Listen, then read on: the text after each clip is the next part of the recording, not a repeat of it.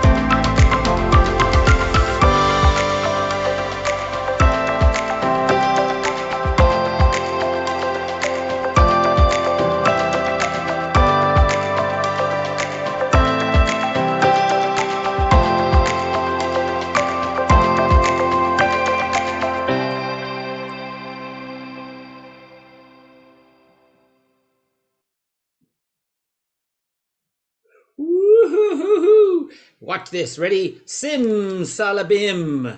Ah, that's how we do it. Yes. Well Ladies done. and gentlemen, ladies and gentlemen, boys and girls, welcome to the first day, our preview day of the Key West Hybrid Convention, celebrating the 25th anniversary. Woo, woo, woo. 25th. Yay! Anniversary of Frank's Magic Bar. Wow. We have the legends in the house. And we got the live stream going to YouTube. I'm watching that over there. Let's see. I'm double checking everything. Let me make sure I've got the gallery view. Everyone is on. Max, welcome. John and Frank, welcome. Doc Eason, Greg Gleason, Bruce. I'll just say hello to everyone. Regino, of course. If you don't know anyone here, here's a perfect chance to sort of introduce. Max Howard is one of our guests of honor here. He's going to tell us stories of the actual, he's our connection to the actual Ivanhoe Bar, which is just extraordinary. Doc sent me a bunch of real nice photos, which, here we go. If I go to there we go. Look at that. That's what the birth of bar magic right there. It's certainly the birth of modern bar magic. So I thought Doc was doing bar magic back in the 1820s.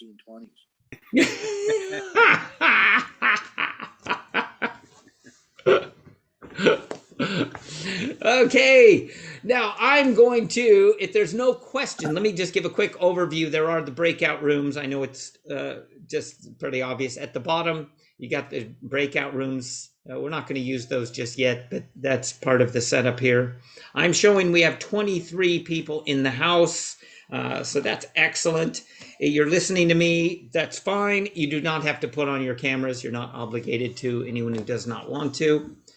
Now, I'm going to start this off. We're going to pick up where we sort of were. I'm going to ask Max to take us back to those days in the Ivanhoe Bar. We started talking about this in the pre-show, but we'll go to there and then we'll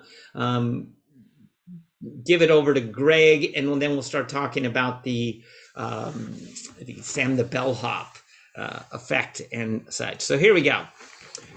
Now I'm going to let me get to Hillary. I'm going to get to, where's our man Max? There he is. Right here. I'm going to give you the spotlight as well. So here we are. This is, we're thinking this is mid 1960 or so. Is that right? Or perhaps even earlier? That would be a guess, and I don't know. I met Frank in 1971, and the place where I saw him work is utterly different than this. But there were several bars in this complex called the Ivanhoe Restaurant, as well as the theater. And one part of the bar was called the Catacombs, and it was far more informal than the more formal and quote, quote, elegant dining of the first floor. And so this could have well been where Frank started before he got his own space.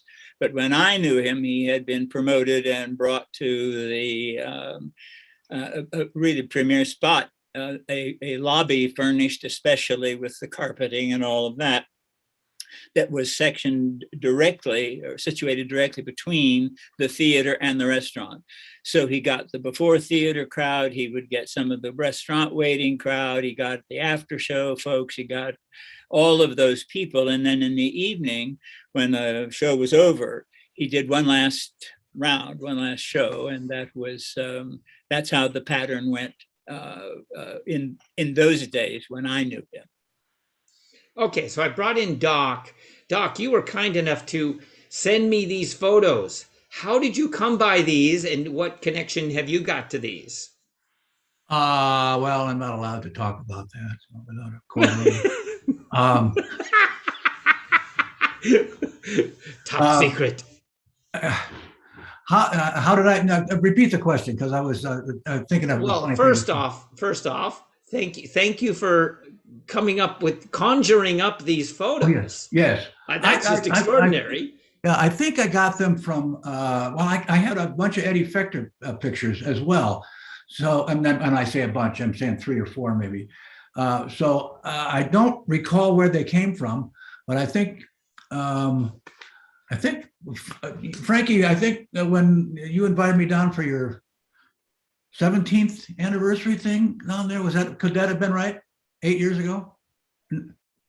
Oh, unmute. Thank you very much. Yeah, I think you were the 21st, right? Well, I don't know. Is that what it was only 4 years ago? It seemed like it was further away than that. But then again, time don't mean that much to me. Well, either way, go ahead. Yeah, when you came down here.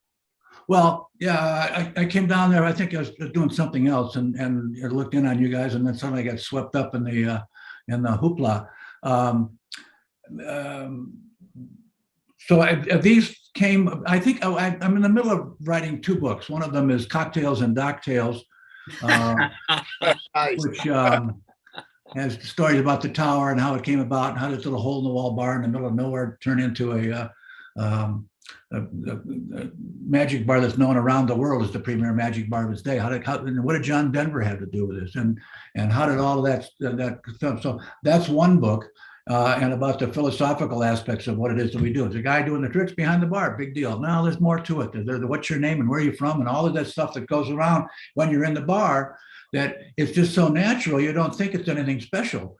But over 45 years of doing this now, I can see it in their eyes, especially when they come back and see me again, or they bring their kids in, Anyway, so that's the book for the layman. The other book, book 2, as it's commonly known, is was going to appeal to magicians and what does it take to do this kind of a thing, and what are all the aspects of it. At one point I did an article which was going to be reprinted in the I think it was the Leaking Ring, about the anatomy of a magic bar, breaking it down, what goes on in there, and why is it so memorable. And so I entered into that. The trick book, the magic book, there's not a lot of tricks in it, but there's here's what you need to do. You need to have this, and this in your kit bag, and then you can perhaps be a successful bar magician. It's hard to tell. So I think when I was gathering material together, somebody sent me these pictures of Frank, and there's a great picture of, I believe it's Johnny Paul's on the left, and Vernon is there in the front row, you know, Yeah. you know, Jay, you know, so I move them around on my desk often, and then forget about where I put them. But in this case, I'll just jump in. We've got in this particular picture I'm showing. I'll bring that spotlight back up. You've got Jay Marshall back there. Yep. I love that. I only knew Jay Marshall as an older man. I met him when he was in his 70s, probably, and got to know 60s, 70s at the at the Magic Inc. So. Yeah, so there's Jay. Let me run through these real quick. So if people who haven't seen him, there's another nice photo, and I'll bring you back in a second, Max, so you can also kind of comment on this. Here we go. There he is. We're spotlighting you back up. There we are. Oh, that's nice. So we got there, and then this one. Instantly, boy, I recognize that silhouette of the gentleman on the second from the right. Yeah. I was like, I just instantly, when I looked at this, I was like, this alone, what an incredible historic photo. Yeah. And you thought that, Doc, you thought this was Johnny Paul? Is that correct? I think so. Does anybody else have anything to say about that?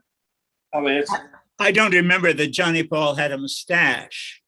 And it looks like this man has a mustache. And in side view, this man looks exactly like, and I cannot remember his name, great sidekick of Carol Fox's, almost blind, legally blind, was a character in magic for years and years and years. Ab Dixon? No, not Ab, but of that group, an older fellow. As I say, nearly blind. Can't remember his name. For me. No, sorry. But at any rate, I don't know who it is. Okay, for sure. And I didn't recognize anybody else in that shot either, other than whoever the bartender was. The chap in the center looks like a bit like Jarrow. That's not what his name was. He was performed as a Indian magician. That's not a New York guy. I have to apologize in advance. The names are going to just be painful. Yeah. I can look up. That is Doc Eason. I know because it says so. Otherwise, I could blank. But anyway. Okay. Well, I'll bring us back. Thank you for that. I'll drop the spotlight off you guys. Thank you. We'll come back to you in just a second. Again, just a pleasure to have you here, Max. Thanks. Thank you very much. Absolutely wonderful. Thank you. It's wonderful to be able to talk about a man who was so remarkable and had so much to offer. Can't wait. Now, we're going to sort of just roll a bit of on the fly here. We're going to get to Greg Gleason in a second. One of my very favorite effects in magic, and I didn't know the how it came around, but is the Sam the Bellhop. I don't perform it. I've never performed. It was one of the. I've always just enjoyed watching it from being a spectator. That was such a clever sequence, and to trace it back, it traces back to Frank Sr. as the Sam the Bellhop version, and the beauty of it is that it can be expanded out. The base. Frank and I talked about that. I'll bring Frank in here real quick. We talked about how versatile it is. That was sort of the key words to this. Now, what's your memory of this? I'll just sort of drop it back to you, Frank. Remember, we're going to sort of kind of focus on Sam the Bellhop just for the next bit of time here. The effect, I know you perform it. Yeah, I think it's great what you just said too about how it's branched out and been made so diverse. And one neat thing I always remember my father saying was, if you give me 10 magicians, if they're worth their salt, show them one trick, so you should see 10 different tricks. And that's one nice thing about it, because these days you have Diamond Jack, Little Joe, that trick has gone everywhere. And like you said, we knew it as Sam the Bellhop when my father popularized it on the north side of Chicago. But and there are other roots of it that trace way back. There was a Sam and Mo in a book from 1926. And if Dad did that, he's a genius. He would have been 5 years old. He always said, you could probably ask Doc too, if he went fishing with Dad, he'd say, oh, some guy taught it to me for a free drink. Yeah. Doc, what's your take on that? On exactly what part of that whole? Just Sam the bellhop. I know the magic community in the world always gave him credit for it, but I think he almost preferred it was kind of lost in history where it came from. Well, I can't psychoanalyze your dad at this point. I don't know anything about it. The way I was introduced to it, I did a lecture at Magic Inc., years and years ago. And at the end of it, Jay came up and just gave me a bunch of, a couple of books, here, these, and one of them was that trifold thing with Sam the bellhop with his caricature on it. Yeah. And then, so I looked through that. And then at the same time, I was going through a Marlowe phase, and I was, practicing all these different cuts and fancy do things. And I thought, your dad basically, he just cut to the thing and then went from there. I figured if I can do a pretty halfway decent fall shuffle, I may as well throw in a bunch of those too, And so so that's my initial thought of it is I had not seen it or heard of it, but I became aware of it right about the time that Malone made it apparent that he was the heir apparent. And so, great. But and later, as we unfold this weekend, I'll explain how I made it my own, and other than just changing a word here or there. Yeah, and that's the best way to put it. Yeah, make it your own. Dad always said that. Yeah, when you learn something, put your own personality in there. I think that's just the best way you can put it. Hell yes, hell yes. You've got them in the palm of your hand for at least 4 or 5 minutes. Depending on how long they laugh at each joke. Wow, that's perfect. Couldn't have said it better. That was on the laughter, the comedy, getting that audience to smile. He always said the magic that much, make them laugh. Yeah. Well, yeah. One of the points I make in this the book for the folks, it's not about the tricks. What? Oh, I just got this big stack of books. I got to go through them all. Well, happy highballing, engineer. Was it Schuling said you need to do 3 sleights? Was it a palm, a false shuffle, and something else? And that's all you needed to do. Now, taking away all the guys that are doing all the stuff. That's how Tevis Winnicott described it. He said Frank didn't do tricks. Said he did 2,000 double lifts, 1,000 top changes, told 4,000 jokes, and shut the bar down. That's pretty much it. And it was easy to count the double lifts because you could, from the back of the room, you could go, oh, he's got 2 cards there, With all due respect to your dad, he was not a technician, Yeah. But they flocked to him anyway because it's not about the tricks. It's Amen, brother. Amen. What's your name and where are you from? And oh my God, I had a girlfriend named that. My first girlfriend's name. Who could forget that girl? That hair, those lips, that eye. All these lines that come out with a comedy with the people who are there. And they never forget that. No. One-liners, gags, the whole room was Max. The whole Ivanhoe bar was rigged up with things, right? I wish that I spent more time with your dad to figure out how he gimcracked the bar. I mean, it's all right there. You can just drop shit behind the bar. It's it's perfect. And then once you get everybody a drink, what are they going to do? Well, they're staring at you. Do something, but don't do it as if you're Merlin the Magnificent and I'm going to fool you. Oh, who gives a shit? That's May I jump in?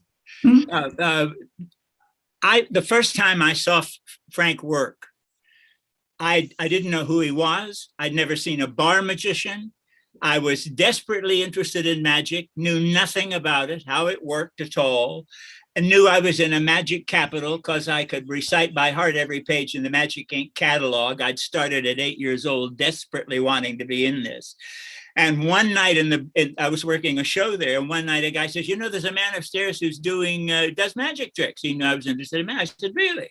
I said, what's his name? He said, Frank Everhart.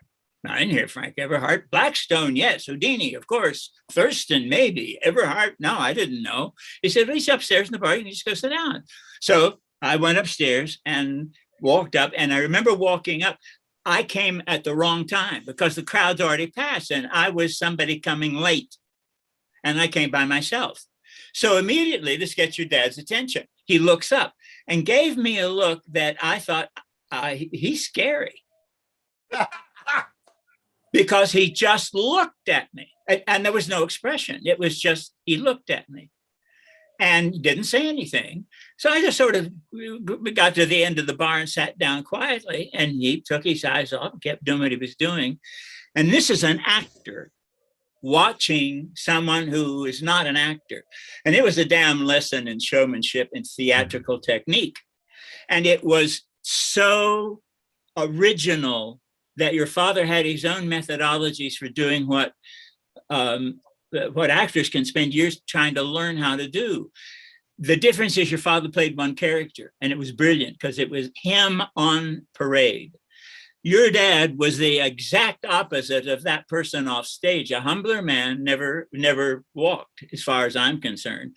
But when he needed to, in performance or otherwise, he'd give you the look. He'd just look at you, and the room would get quiet. And nobody was ever afraid of this. It wasn't aggressive. It was just that he was not going to take any gaff from anybody. Yeah. And he had tools. So if you were going to cross swords, get ready. He's done this before. And he only had one heckler stopper I ever heard him use. And I thought, this is beautiful, because your dad came along and was raised on 1940s humor, when joke telling was the way you entertained, when you sat around getting drunk on the back porch because nobody had any money to go anywhere, right? And he had that style. And I get lost telling these stories at all, and I've just wandered off the track again. So give me a chance to get back where I was going. So he would do what actors struggle to do: capture the attention of the audience, hold it interestingly, give a brilliant performance, get off on time. That's all you have to do. Hold it agreeably, hold their attention agreeably, give a brilliant performance, get off on time. And in the almost 100 times, at least 100 times, I sat and watched your dad do the routine. And this is the point I wanted to make, Doc, that you made. Every performance was as if he was doing it for the first time. Every joke was fresh, every time, every piece of timing was fresh, because it depended on how the audience was to be played. And it was a lesson as an actor to sit and watch a man do this wonderfully entertaining magic. First of all, holy mackerel, I'd never seen The Professor's Nightmare. And this was impeccable, and I'm going, is this interesting for many reasons? But yeah, he was an actor. Your father was an actor, and a good one. Yeah. Excellent. Thank you, Max. Okay. Thank you. That was brilliant. And we're going to, for everyone who's sort of joining us, we've got a spotlight on section with Max tomorrow. We're going to sort of unleash you, Max. We're going to completely unleash the stories, and we're going to rock and roll. But you're welcome to drop things in as we go. Likewise with Doc Eason tomorrow. Let's come back to the point, because that's what I actually had on the schedule. Although we are on Key West mentality here, so it doesn't matter where, right? Wherever this goes, I'm happy to go with that. I'm going to bring up, for the moment, I try to set my adjustments. I'm doing the tech here as well, so we'll bring everyone back. I'm going to bring up Greg Gleason, because we're going to come full circle with this. Now, Greg, here we go. I'm adding spotlight. There you are. Hey, from Las Vegas. Are you muted? Can you hear me? Let's see if we can hear you. Can you hear me, Jay? Yes, I can. Okay, great. Okay, I'm going to actually let you sort of take it from here. We set this perfect off of the idea of that the history, and there's obviously before Frank this Sam the Bellhop effect, and then you had a great story, and then you have your own version, which I think will be perfect to start this off with, because it's a very different version than the classic, and then we'll sort of work all the way back around. So cool. Take it away, Greg. Hey, Jay, do you think I should do the bar, show the bar, and since we're doing like the Key West thing, the pool trick, or the way it could be done in a bar? Can we do the Sam the Bellhop first? You want to do? Okay, absolutely. Hey, can you turn up his volume a little bit? Can you kick your volume up? You have the ability to. How do I do that? You On your may device? be able to do it in the lower left-hand corner, sound settings. Sorry, But up to the max. there's the first window that pops up is audio settings, and you should have a microphone volume sort of halfway down in that little pop-up window. On audio. So lower left, Okay, I the found little that. arrow that is in the far lower left with the microphone. You click the arrow, it drops. It gives you a pop-up Okay. menu, and then audio settings. Okay, I'm on that. It should And- audio settings, and then the second one down, you see where it's the volume. So it says test mic Test mic, volume, and you can kick that up or down. Okay. Should be able to get that to work. If not, we'll just talk louder. Yeah, I don't have any way to adjust that. Wait, automatically adjust microphone. Oh, wait a second. I figured it out. How about now? There you go. Yes. Oh, okay. Hallelujah. I learned something every day. That's Wow. partly what today is about, is learning these small nuances. It's our test, our warm-up, so we're more set tomorrow. Okay, so why don't we start? You have an incredible, what I consider to be a beautiful version of Sam the Bellhop, which I just saw for the first time about a week ago. So you've got that video that you want to share with us? The A-side Sam the version? Bellhop? Is it Your version of Sam the Bellhop? my current? Okay, let me do. Okay, share screen, right? That's correct. Continue.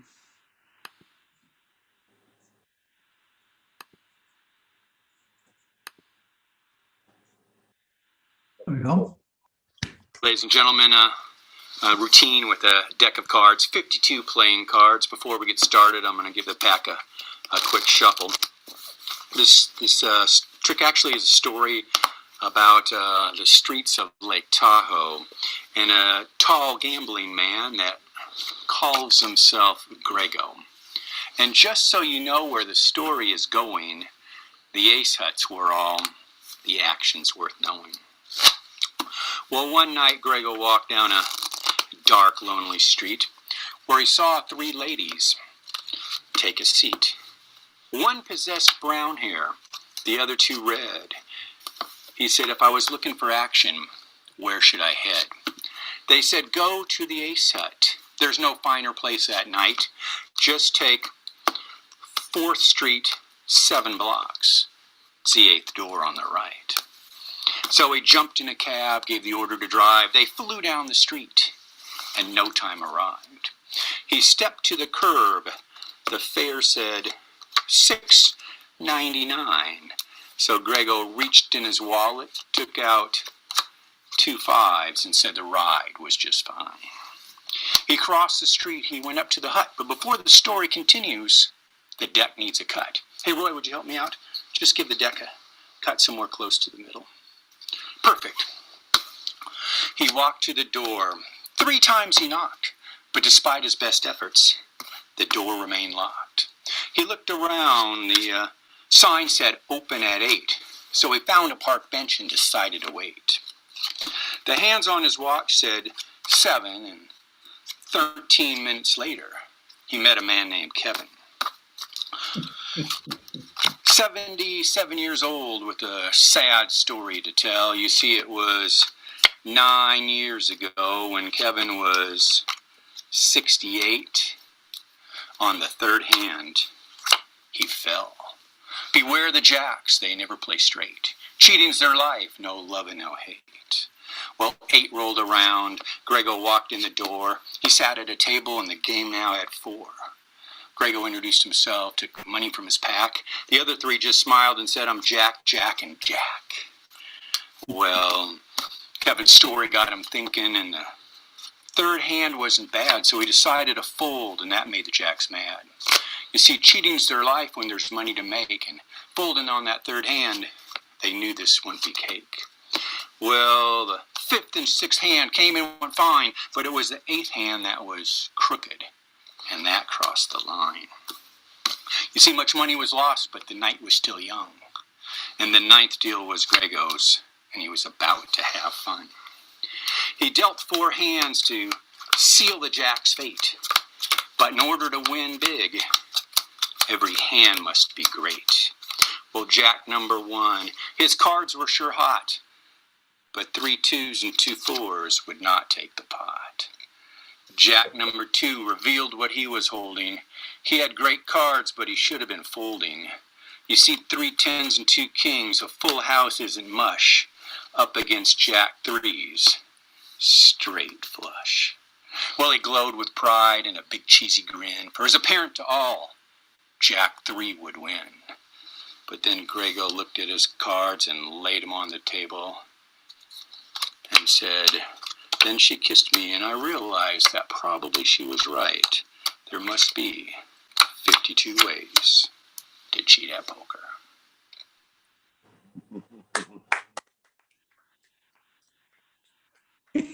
Yeah, right.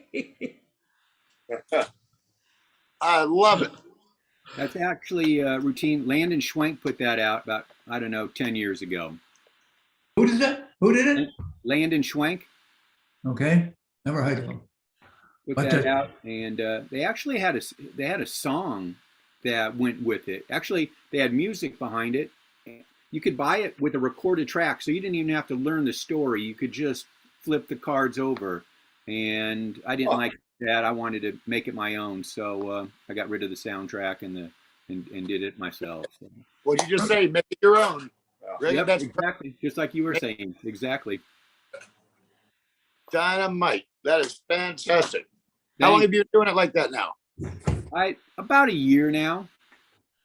Now, if you do it a big audience at a bar, now I say big audience, I mean like for bar standards, maybe 10 to 20 people at a time. I'll do What's it. When you perform. I'll do it for 1,200 people at a time. Wow.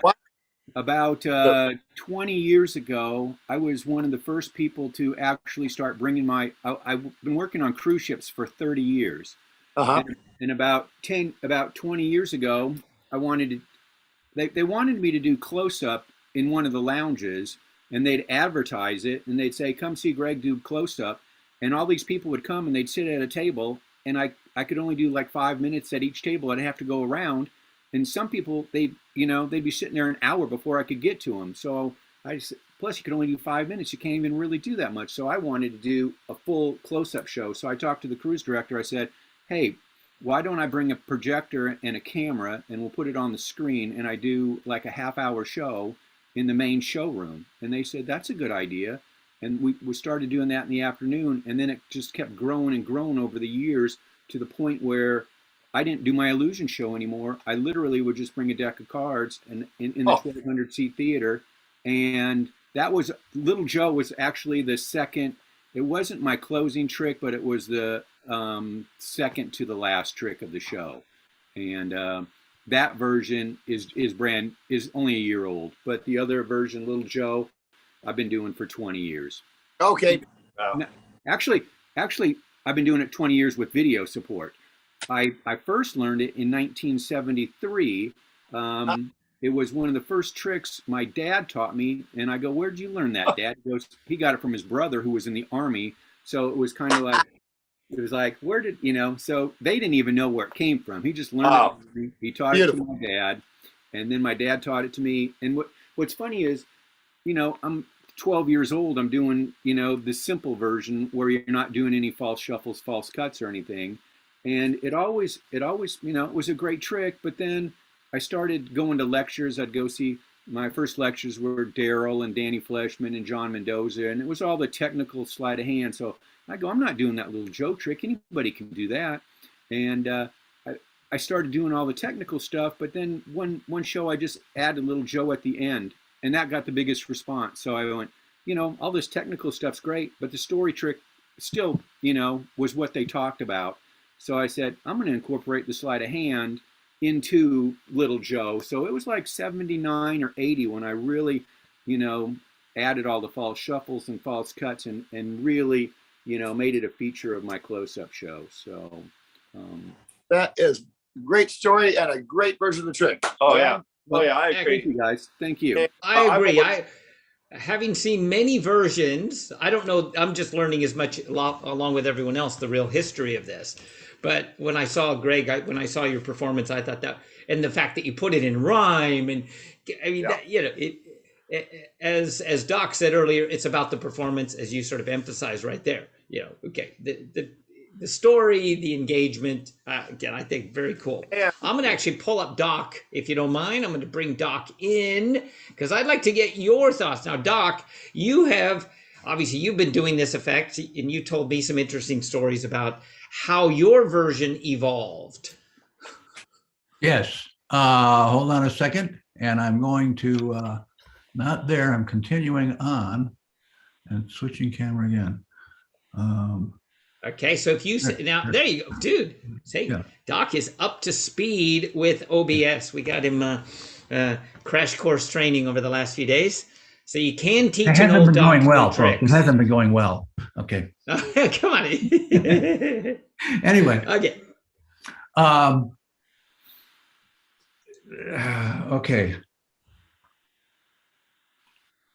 Everybody's seen Sam the Bellhop, and once Malone did it, and everybody thought that was his, and it was pretty much, but about the same time when I discovered it, and how can I make this different? And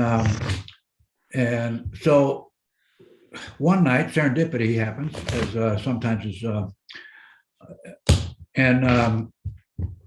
I was going through the cards, and well, let me just do the thing for you real quick, and I can fill you in a little bit there. All right, say goodnight. I'm done. All right, okay. This is a story about a friend of mine named Sam. Now, Sam used to be the bellhop in an old hotel. He really was a bellhop, only had one leg. And as he lurched in the lobby, the keys on his belt to change his pocket took on a bell-like quality, hence the name. No, his name was Sam. Sam, I don't know what you think about the bellhop. Anyway, so there's a little banner beforehand. So one night, Sam was hanging around the lobby. He got a phone call, room service. Unfortunately for old Sam, the elevator that night happened to be out of order. So poor old Sam had to walk several flights of stairs. He hops up 1, 2, 3 block flights of stairs. Open door, these 4 cowboys are in the room. Is that working out? Is that looking? Yeah. One of these guys said, Sam, listen, we just got to town. We're looking for a little female companionship, a little action, you think you can find us some women? Sam says, sure, no problem. I know just the place. So Sam takes off, goes down the street, looking for some, right, I got it together. Everything's fine. Looking for a couple of girls. I found 2 redheads and 2 brunettes. How's that look? He said, Sam, that's great. Where'd you find these girls? He said, it was easy. Over there at the old 654 Club. The guy said, I've heard of that place before. That's over there on 8th Street, isn't it? No. It's on 9th. That's right. Here's a little tip for you. Here's a $2, whoops, wait a second. Here's a $2 tip, wherever it is, somewhere. It's just let's pretend it's there. After a couple hours, Sam gets another phone call, said, Sam, these girls are swell, but we kind of like to play some cards. Can you find us some card playing fellas? Sam said, sure, no problem. I know just the place. So Sam takes off, goes down 1, 2 blocks, comes back and says, boys, I got you these 4 guys named John. Want to play cards with you? Wait a minute. Have you been shuffling these cards? Turned to the bartender. I said, have you been playing canasta with these cards, for crying out loud? I'm not looking for that. I'm looking for the Jack of Spades. Oh, there it is. Ta-da. Okay. This is going further off the rails than it usually does, but stay with me. I love doing this for magicians because they're just pissing their pants right now. All right. So where'd you find these guys? He said, same place. What the hell? Wait a second. I do have to reset this. I'm a trained professional. Don't try this at home. Oh, fuck. I'll have this together for tomorrow. This is our warm-up day. Don't worry, Doc. Yeah, that's right. Okay. Where'd you find these guys? I don't know. Do you want to start again? Do you want to reset and start again? You're welcome to. It's up to you. I'll leave it to you. Where'd you find these guys? It's the same place, the 564 Club. It's a new place. It's a new place. I said, wait, is that the one over there on 9th? He said, no, it's over there on 8th. It's 8th. I told you it's 8th. God damn it. You see where we're going with this. Anyway, I will reset this and do this tomorrow. But that's basically the crux of my deal. What happened one night, see, the magicians are pissing themselves. It's just wonderful. I love it. You can change your camera back. Okay, Doc, you can switch your, in OBS, switch your camera to your No, main. I can't. That's OBS is like an evil thing. It's I think it's Russian. I think it's, you know, the time you stand Spawn of Satan. Moscow hears about it. You know, so anyway. Point is, there'll be no laughing during my presentation. So I'm doing the thing, chapter and verse, just like it says in that little trifold thing there, but I am throwing in some false shuffles and false cuts and stuff. And at one point when I turn over the card, and it's not what I thought it was supposed to be, you know, my shoulders would droop and I kind of look from side to side. I go, well, let's keep going here, right? And I would do an improv thing. In the Aspen Bar Magic, Michael Lamar's deal, Eric Mead publishes a thing called A Night at the Improv. And it was basically, you know, figure it out, turn it over and figure out something funny to say. Like it's legend has it that the English guy, come on, help me with this. Huh? Billy McComb? No, a contemporary of ours. Paul Daniels? No, a young kid, a younger man than those guys. Anyway, the point is that I suddenly looked at my hands and I thought I had the poker hands at the end to finish with. So how bad can this be? Well, I kind of stumbled through it like that. When I turned over the thing, they leapt to their feet. No, and with all due respect to Bill, and he's, you know, obviously the master at it, and he got all this Marlowe stuff, that, you know, in the middle of it all, it's just this popcorn, eye candy stuff going on. When I turned over the wrong card and my shoulders dropped and I looked from side to side as if like, well, what happened here? And I talked to the bartender. He says, no, I haven't been using them, you know, and it changed from watching a demonstration of skill.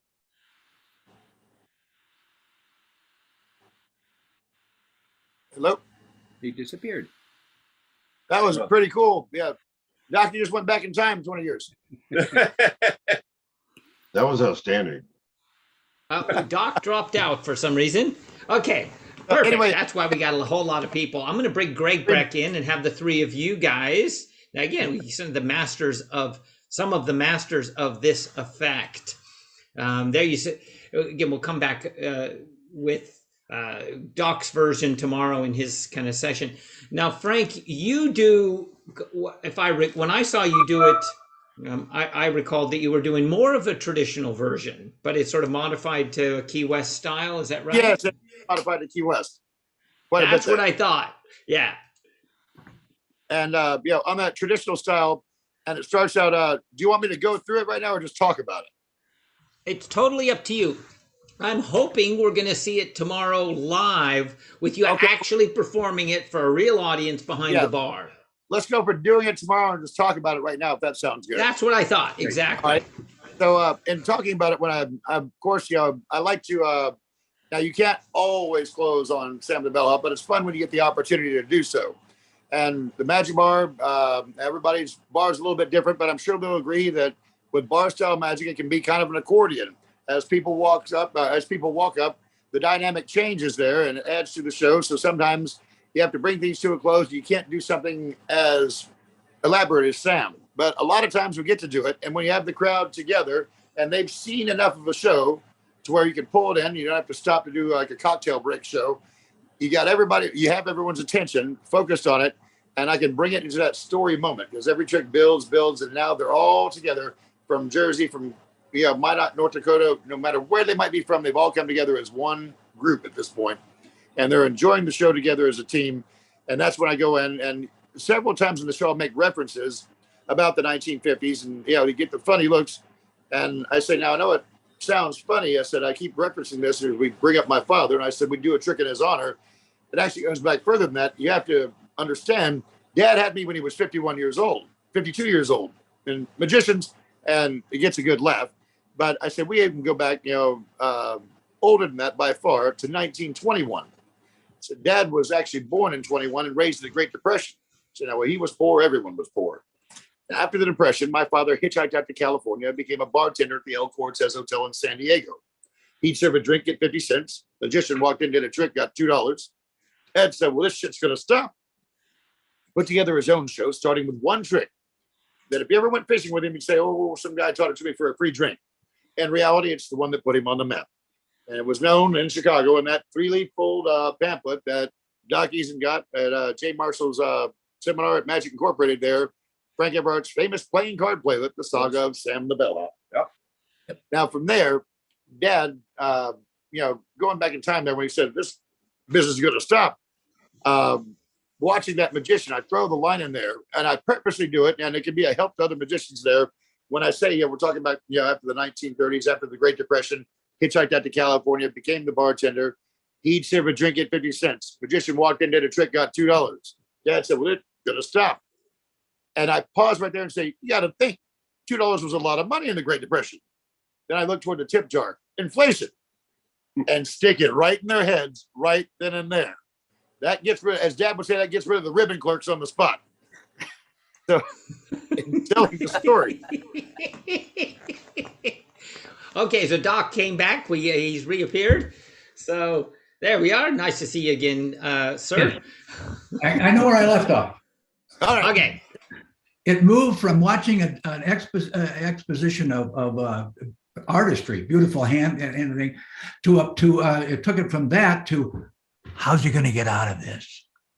It changed the chemistry of the room. You could almost feel the room change. No longer is it a trick. It's like, I'm out there swimming in deep water, but the fact that I had, I come at, and, well, of course he had the straight flush and hearts, boom. And they leapt to their feet the first time I did it. And I love doing it I do it at the castle a lot. And I could name a half a dozen guys off the top of my head would come up to me afterwards and say, boy, you got yourself out of that pretty well. And I went, boy, I sure did, didn't I? So it happens every night. And he goes, what? It gets back to what Max was talking about. It's the acting involved in it. Here I am trying to do this trick and somebody goes off the rails and I don't know what to do. A further extension of that, when Eric Mead, my good pal Eric, and I would be working the bar together, at one point I'd grab a cocktail and walk out in and sit down in the lounge next to with a group of people, and he'd get up there on the platform and start doing all the shuffles. So I would tell the story and he would turn the cards over until they got to the point where, like, Doc, that's a 7. What's a new place? And it just developed over the years. And now, one thing Malone, he give me a deck of cards. All right, and I'll do the trick, which is great. No one ever sees the cards anyway, so I throw in a couple extra cards to make the story go better. They never notice that the 4 of clubs is the same one, at the beginning as it was at the end. They don't know at this point. Their mind is exploding. Okay, so my take on it is make it look like one wheel's in the ditch. Oh my God. Okay, all right, I got it back on track now. Oh my God, no, and it's that particular approach to it to me just. And I've closed. When I say close the show, it's not like I'm doing a theatrical show like Mr. Gleason. This is an informal deal, but this would be the time I do this. And there's the royal flush or the straight flush. Ta-da! Thank you very much. Let's get some drinks going. But that would be a convenient place to stop because they're out of breath at this point. So anyway, that's my take on the Sam the Bellhop, which is so much fun to do. And one other thing before I'm sorry. I remember I came down to Key West to do a lecture and intensive or whatever the deal was. And we went to that open air bar, which they're all open air bars on there, I guess, aren't they? And I'm sitting there and young Frank Jr. comes up to me, and I'll tell you how I met him later. So I start into the, hey, this is one for your dad, And when it went off the rails, you could see the expression on his face was like, what's happening here, And so I pulled the shit out of him. Oh my God. It was so much fun to do. The first time I saw you do this, Doc, it was at a Magic Club meeting here in Atlanta, and you did your impeccable first version of it. And somebody said something, and I'm at a distance from you, so I don't know what he said, but somebody said something, and you went, oh, well, it goes like this. And you started the second one, and I remember I started to laugh, and when you got finished, the room, having just seen the trick, was howling, just howling with laughter. Great piece of theater, just a wonderful piece of theater. Yeah. It's not a trick. It's an event. Yes, it is. It is an event. Yeah. Well, that goes back to my original point, because as a pure spectator, is one of these effects that I enjoy so many. I've seen all these different versions, and every one of them is this whole theatrical thing. It's not about the card trick. I mean, at the end, I don't care. It's like, yes, it's magical and all that. Oh, by the way, I've got my image up here. There you go. You see old Doc. There he is at the, now we figured out this is 2010. Okay, little sidetrack there. I didn't have that photo loaded up. I just set it up. This Really? is, yeah, well, it says 2010, I believe, somewhere in there. We figured I that thought out. it was 2 years ago. I don't know. What's going on with this That's- time thing? Okay. I'll buy that. And then that was more recent. That was like there was some scallywag that joined them down at the bar. Now, I want to give a quick shout out. I really wanted, we're sort of really remembering Tim Glancy as well. Yeah. Tim was such an amazing, wonderful man. Just in spirit, totally. So that's a nice photo of Frank, myself, and that was, so there you go, 17 years behind the bar of that one.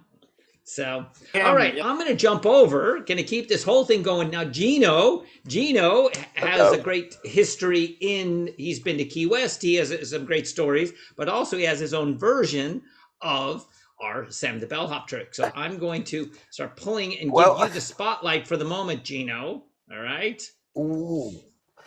So, well, yeah, I mean, I do. Hello. Yeah, I mean, I lived down in Key West for a while, and I had the pleasure of standing in for Frank a few times, and when you wanted to have days off, so it was a lot of fun. But coming to the Sam the Bellhop, I feel in a way, I've always felt a little, in the present company, I feel a little embarrassed about it, because I've always used Sam the Bellhop rather than the effect as the plot.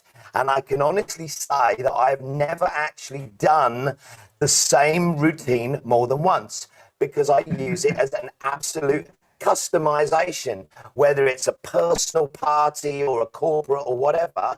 A lot of the time that there's some sort of special thing going on. So I find out as much information as possible and I throw the routine together, rehearse it. And so it becomes, like we've used the word event, and make it your own a lot. So it becomes very personalized. And I don't think there's anything else that lends itself that well to being as personalization as that. I mean, I've got a version now.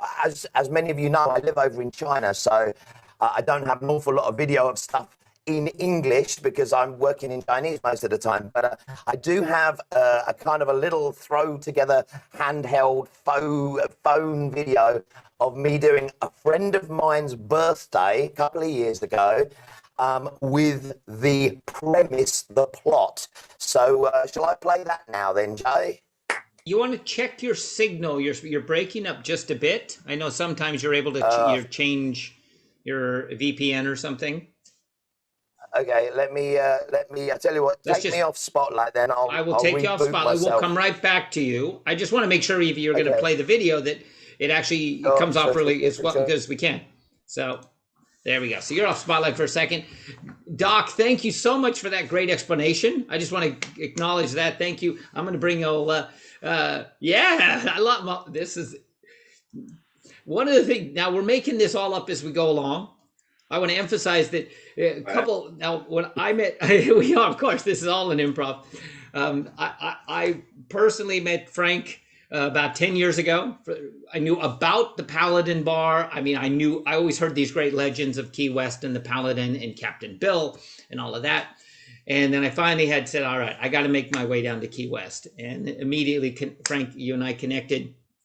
And a couple months ago, I had you on for the Spotlight On. And that's where you sort of reminded me. I did a feature for you on the news. We did, and so it reconnected via this virtual method.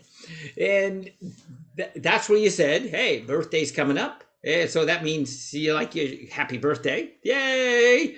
Yeah, happy birthday. I would emphasize why, kind of always come back to why we're here, and we're celebrating this great, what I consider to be one of the great success stories in modern magic, and that of your story, literally this 25th anniversary. So fully acknowledging that. But then we had this crazy idea. As I get these crazy ideas, I said, let's do a virtual convention and get everyone. And I sort of had, hatched this idea of say, well, let's, celebrate the Sam the Bellhop trick, the history of this, and got Doc on board, of course. And then Doc brought Max in, and Max back, the man of 1,000 stories. And also, while we're in this, when I first talked to Doc, that would have been 6 months ago, well, a number of months ago. He said he's got a great story. He tells me how he first met you. Now, Doc, you want to jump in and talk about that? I'm going to trade you out over here. I think Gino's back. We'll come back to Gino in a second. So there's, no, that's Gino. I want to get to Doc. What happened? I clicked the, there we go. There we go. That's it. I'll drop out. I want to hear the story. I want to hear this story of when you first met Frank. This is the Doc. Okay. Am I rolling? You are rolling. Is it rolling, Bob? All right. You are rolling. All right. Okay. I started doing magic in Snowmass in 1978, 79. The off season finishes in April. The ski season finishes in April. So I landed a job in Memphis, Tennessee. Never been there. Say, hey, it wasn't Facebook at the time, but I was in touch with an old high school buddy. I graduated in 1965. I'm almost as old as Max, so anyway, I call up my friend Bob and I say, hey, you're in Memphis? He said, yeah. So I came down there and I did my little gig, got some money, and I hung out with my old buddy Bob. And over dinner one night, he said, there's a guy here in the neighborhood does magic tricks. And I go, that's nice.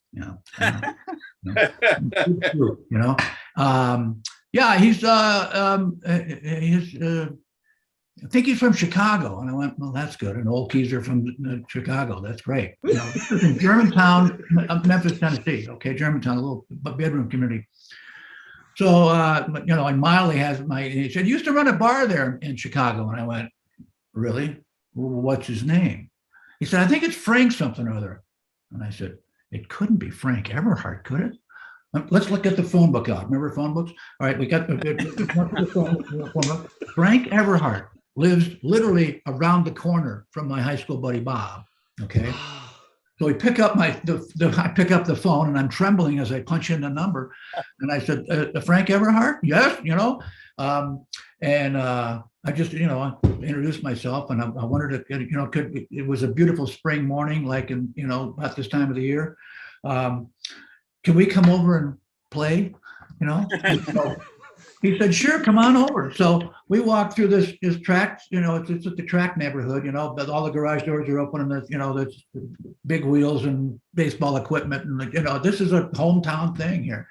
We were on the corner, I knocked on the door, and here comes this gaunt figure, tall. And I guess was it a stroke that he kind of, his face was kind of, droopy. Yeah. He overcame it rather rapidly in a matter of months, but at the time you met him, he was suffering from a stroke. Yeah, well, that didn't bother me. I mean, the fact that he slurred his words a little bit now and then. I work in a bar; people slur their speech all the time. Anyway, he welcomes me into the living room and with my buddy Bob, and who's not a magician at all. And he and Lee just sat there, and we told stories back and forth, and periodically. This lanky 10-year-old that comes zooming down the stairs, run around, not even acknowledging that there's somebody else in the room because he had his own agenda outside or whatever it was. That was Frank Jr., 10 years old. And we sat and had the most wonderful chat. And then, he just talked about the old days and what we're doing right now with Max. But there was more, he was, he and well, one of the chapters in my book, Standing on the Shoulders of Giants, outlines Heba Habba Al and Frank Everhart. Those are the two basically the two original magic bartenders. Now we could argue this again with somebody from Chicago who's got a bigger knowledge than I do, but these are the two people that affected me. I barely knew Simon Aronson or any of the other names in Chicago, but I spent time with Heba and I spent time with Frank Sr. And I get choked up thinking about the synchronicity in this whole thing happening. Wait a minute, it was a high school buddy, 10 years later. What? How could that even happen? And it was and he said, they build your brand, basically, is what he in today's terms. People you want them to hire you. You don't want them to hire a magician, because anybody can be a magician. But you are Doc Gleason, and it's coming from here, not out here. Okay, isn't that clever? Oh boy, they call it street magic. I call it assault magic. We're assaulting people in Las Vegas. Oh wow, you can't trust any of those things. But here I was, 2,000 miles from where I'm living now, and I'm meeting Frank Everhart, across the country. And we communicated several times through the years. He wasn't a great correspondent, but then again, I wasn't either. So, and then, when I never got to see him one last time. But that's stumbling into that. Come on. If there was any doubt in my mind at that time that I was on the right path, out the window. Okay, this is what I'm doing. Now, I was 3 years into doing magic. He had 21 and a half years at the Ivanhoe, right? And I thought that was insurmountable. I got 3 years of this, and he did it for 21 and a half years. God. And so that's why one of the, joining up with Frank Jr., was so poignant for me, because this is this continuation, and I felt a link with the past because I'm playing with Frankie Jr. And anyway, that's my story. I'm sticking to it. Excellent. Doc, I just want to say, you talked about being poor in correspondence. I don't remember it that way. I always remember getting your letters at Christmas there. You talked to Dad and you always said hi to me. I always loved that. You had the little hat on, the caricature in the corner there. I love getting those letters around Christmas time. Well, yeah, I don't send a lot of Christmas cards out, but I did send one to your old man. Thank you for that, Doc. We'll talk more about this book. We're going to sort of shift tomorrow over to your stories at the Tower Bar and your book, and I'm really looking forward to that. I'm going to bring Gino back on now, because hopefully we'll get a good connection, and we'll get to see his version of the Sam. Yeah, there he is. Thank you. Hello. Yeah. Hello. I think this is a good connection. I must apologize for this connection, but obviously I'm sat behind a great firewall in Asia, so it's kind of in and out, in and out, in and out. So, well, look, this is again, I throw this very much as an impromptu thing. I use the plot as a huge sort of customization. So this was in a friend of mine's bar outside at a birthday a couple of years ago, and you'll sort of get the idea. Again, nothing fancy in any way. It's purely about the personalization. So here we go. Okay, that's it. All right, now. Okay, what I'm going to do, I need you, because we've got a bit of a windbreak here. Okay, drop your card back on. Okay, what I'm going to do is I'm going to dribble down. There are no breaks, there are no cuts, there is nothing. That card is now lost into the center of that deck, correct? Yes. Now watch. Okay, we'll give it a little bit of a quick shuffle. It's a hot day. Now watch. Many years ago, I'm so sorry. So sorry. We'll do it with less dramatic. Many years ago, Sarah, where's Sarah? Right here. Many, many years ago, from a far off land, a king and a queen arrived in China. With them, they brought their 1, 2, 3 young children with them. During their time in China, they did meet another family from another far-off land, South Africa, but they weren't black. What? You mean they weren't A lovely couple, and they also had a young child with them. During their time here, they actually had a second one. We did? No, we did. You did. During their time here also, they did meet a whole load of completely random friends. It was absolutely a crazy, crazy time. One day, our hero had a birthday. He celebrated a party at a pub called 1, 4, the road. Believe me, I had to think about that for a really long time. Okay. They invited a friend of theirs who was a magician and a bit of a joker. That joker asked him to select a card, sign a card, lose it into the deck. It was shuffled and lost completely. Do you agree, sir? I agree. But at any time, that guy could find your card. Thank you. Wow. Happy birthday, mate. That's some real magic there, man. And well, there you have it. I love the Completely one bonkers nuts. Yeah, so I don't know if you could actually see it in there, but Doc was saying earlier about adding extra cards in. Well, my friend's bar is called One for the Road. So, of course, you've got the ace and you've got the 4. But what I did was threw in 2 blank cards with question marks on them. And that's what got that laugh there. So it's like 1, 4. There's a lovely pause moment. Everybody knows where they are. They know what's coming, but how is it going to work? And then the question marks come out and a big laugh. So I love the premise. I love the plot so much. And I have done it so many times over the years in so many different situations with such personalization to it. I mean, there's nothing else like it. It's wonderful, absolutely wonderful. And while the spotlight is on me, I'm going to be really controversial now. Frankie, baby, I have a question for you and a question for Doc and a question for Max. I am from London. My mentor was a great a small escapologist magician by the name of Alan Allen. I also studied a lot with Pat Page and the likes. I was introduced to the plot when I was very, very young, but it wasn't until years later that the other guy started to seem to get the credit. Where did this come from? Was it purely from the L&L publishing? Why did Bill Malone get so much credit for this? It's ridiculous. It kind of bugs me in a way, but I'd love to know your versions of why.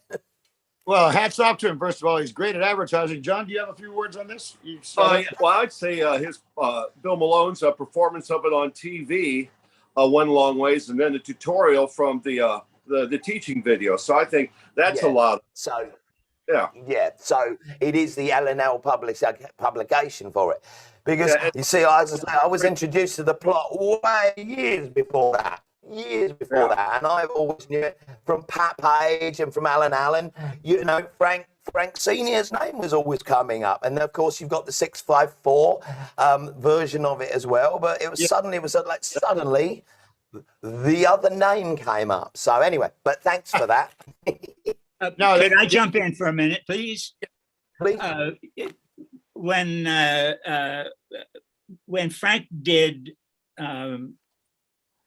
the trick, one of the things that made it so compelling was that it fit his style so perfectly.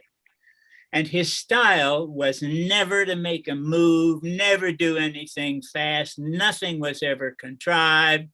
I mean, it was just this man handling these props and things happen. So when he did Sam the Bellhop, out came the deck, and the impression was it was the same deck he'd been working with all evening.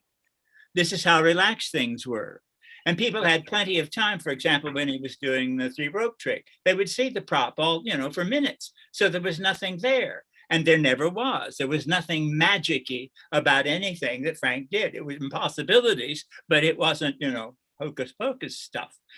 And when he did the trick, he made a lot of mileage out of the repetition, the 6-5-4 club, and you would get the rhythm, the 1, 2, 3, 4, 5 ladies, 1, 2, that kind of thing. So when he got to an anomaly, it went boing, and he didn't have to do anything. It spoke for itself, and he would finish, and it was very clean. There were not a lot of shuffles, false cuts, none of that. It just was straight ahead. But that's what all of his work was like. He did a Benson Bowl routine that was perfection, just perfection. And it was perfection because he didn't do anything. He was not doing anything. he was showing you something he cared about a lot. And it was that understanding, that perspective, and why he was there. Frank Everhart had one saying that I should have had tattooed on my forehead in reverse so I could see it every day. And it was this, he meant it. He absolutely meant this. He would say to a stranger, he would say to an old friend, he said, hey, you don't need me, I need you. I need you, you don't need me. And he meant it. He meant it, and he behaved like that. And that's who the man was too. Oh, that's wonderful. Thank you for that, Max. Outstanding. Yeah. All right, I'm going to bring Greg back in. Here we go, because I was sort of bring all the kind of key players here. I'm not really, I'm a spectator on this. Half of me when I was dreaming this idea up is I wanted to hear these stories as well. And I think the Bill Malone was probably on The World's Greatest Magic. Obviously, he was the first one to put it on major television. That may have been the first time I saw it in a proper production. It's like, oh, it's on TV and this and that. So I think that probably is the quick answer to why he was credited for it. Yeah. I've been to Fector's a number of times. I saw a handful of versions at 4F. But again, somehow I always understood, maybe from Johnny Thompson, who was one of sort of my mentors, is he always referred back to Ivanhoe and Frank Everhart and the days in Chicago. And also Charlie Miller. Yeah. Also sort of was like, I remember Charlie Miller showing me this, his version of it at Johnny Thompson's breakfast table in Burbank, circa 1979. Charlie Miller, this curmudgeon old guy, that he and I just connected. He was hanging out. He was living at Johnny Thompson's house. So I would go over and hang with Johnny Thompson, and Charlie would be there and go, hey, come over here. Let me show you this. He was this perfect curmudgeon character that I just connected. So he may have been the first version I actually saw perform it. Charlie Miller's version. I asked Frank once about how he'd learned it, and he never gave me a straight answer about any of his past history. Never, it was who he'd been, where he'd been was not. It was who he was right now, face talking to you. That's where he was. That's where he dwelt, which was what made him so charming behind the bar. He was absolutely 100% right there for everybody in the room. Actors call that being vulnerable.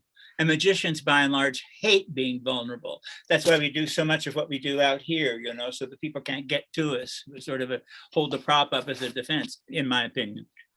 But he was not. Your dad was just absolutely vulnerable.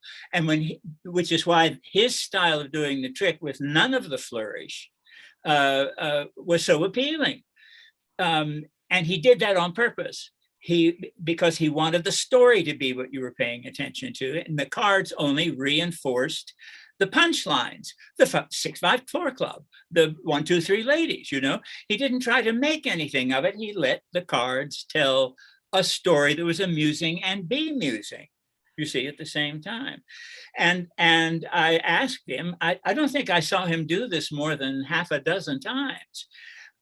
Because when I knew him in 71, when I first started to hang out at the bar, I didn't know that Sam the Bellhop was his signature. And then I started to hear Sam the Bellhop was his signature. And I asked him, why don't you do it? He said, I'll do it for you. Do it for you tonight. So he did. He closed the set. He would work until everybody had had their last call. And if there were any special encores, like, would you please do, he would do that so he could then get people out of the bar and close down. It would be the last thing of the evening. So he performed it that night. And I said, well, it's terrific. Why don't you do it every night? He said, and this is the only time I ever heard Frank Everhart complain about anything. He said, oh, I just got so tired doing it. I've done this and done this and done this and done this so much. I just don't want to do it anymore. But, if they request it, then I'll do it. But I just didn't want to do it anymore. And somewhere in the kind of muddle of the conversation, I had the notion that he had first been introduced to this at the El Coronado, because he told me the thing that got him started seriously pursuing bar magic and what he was doing, he was working as a bartender and Johnny Platt was the head barman, and I can't remember the name of the hotel now. They're in Chicago, but he said, when I saw, what was it?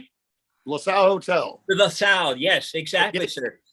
And he said, when I saw the extra money that Johnny Platt was making when he would go to the table and do magic, I said, I want to get in on that. So he said to Johnny Platt, will you teach me some tricks? And Johnny said, sure, I'll teach you.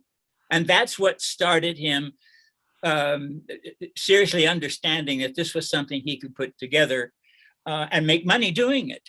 You know, and I saw him then all those years later when he had honed it and performed it and perfected it. And to that also, he was once out on a business tour and a business trip, you know, working for a corporation. He came back and he said he'd done a little tryout. It was like in Vegas or someplace, that the manager of the bar or something had seen him working for these folks and wanted him to, would he be interested maybe in doing a stand-up set? So your dad had, you know, the paper tears and he had the rope and so forth, and the needle and the balloon, and he went out and he did a stand-up set, just kind of an audition. And he said to me, I just didn't fit. It's just not my place. It was too big. The room, they're too far from them. They have to be where I can touch them, you know. And it was touching them in the same way that he got such mileage out of doing Sam the Bellhop without any flourish, without any magician-y stuff. He had already created a relationship with the audiences. They loved him. They, you know, this guy was just, he's a great guy. So he can do a simple trick in the simplest possible form with the simplest possible elements, and they love him for it because they have been charmed. Thank you. They have been charmed. It's the difference between the magicians who do effects and magicians who do effects. The magician who wants you to remember the experience more than remember themselves or something specific in their show is, to my mind, serving the craft at its highest level. And this is what your dad did, you know. It was never about Frank. And the punchlines are always about the audience. It's great, just great. Wow. Thank you so much. Wow, there's so much wisdom right in that, Max. Absolutely brilliant. Okay, I'm going to interject in a couple things. I'll bring Doc in. I see you. Thank you, Doc. I'll bring you in. I'm going to quickly, if you don't know Austin, let me bring Austin in just real quick. Austin is kind of our co-pilot here, one of my top students. I'm only bringing him in just a moment because he's actually has to head off for a show. A proper performance. He's all dolled up and ready to razzle dazzle. So now Austin, you are like totally charged. You're taking all this history right now into this next performance, and all that wisdom from Max and the spirit of Frank Everhart. And I know the Sam the Bellhop routine is on your to-do list to learn. And if this doesn't inspire you, you and I have been talking about it for about a year. So this will be a perfect chance to kind of kick that up and going. So I just wish you a great show, and we'll see you tomorrow, Austin. Thank you very much. I'll see you guys later. Take a leg. Bye-bye. I just wanted to check that. Yeah, good. So he's messaging me saying, I gotta go. So I go, okay. Now, Doc, I see you. I totally got you there. Dude, there's Doc. Let's bring you in. I'm out of here. I'll just sit in the background. No, this is a short one. But listening to what Max just said brings me back to one of the quotes that I built this book around. It's a Maya Angelou quote saying, people don't remember what you did. They remember how you made them feel. Jesus, I've got to, maybe we'll get into it later. I got to have a lesson from the book where John Denver taught me this, a very important lesson. It took me several days to figure out what it was, but I can do it real quick. In the Magic 4 years, I was still in the acquisition stage that we all go through. I learn everything and get every book you can and all the rest of that stuff. So I had a bunch of stuff that I'm working on. Après ski one afternoon, 4, 5, 6 people come in mid bar, and John shows up in the service end, and I go, John, come on, I want to show you some stuff I'm working on. He said, let me get a beer. I'll be right with you. So he gets the beer and he walks right past me and goes all the way up in the corner, and there's the dog leg down here underneath the TV.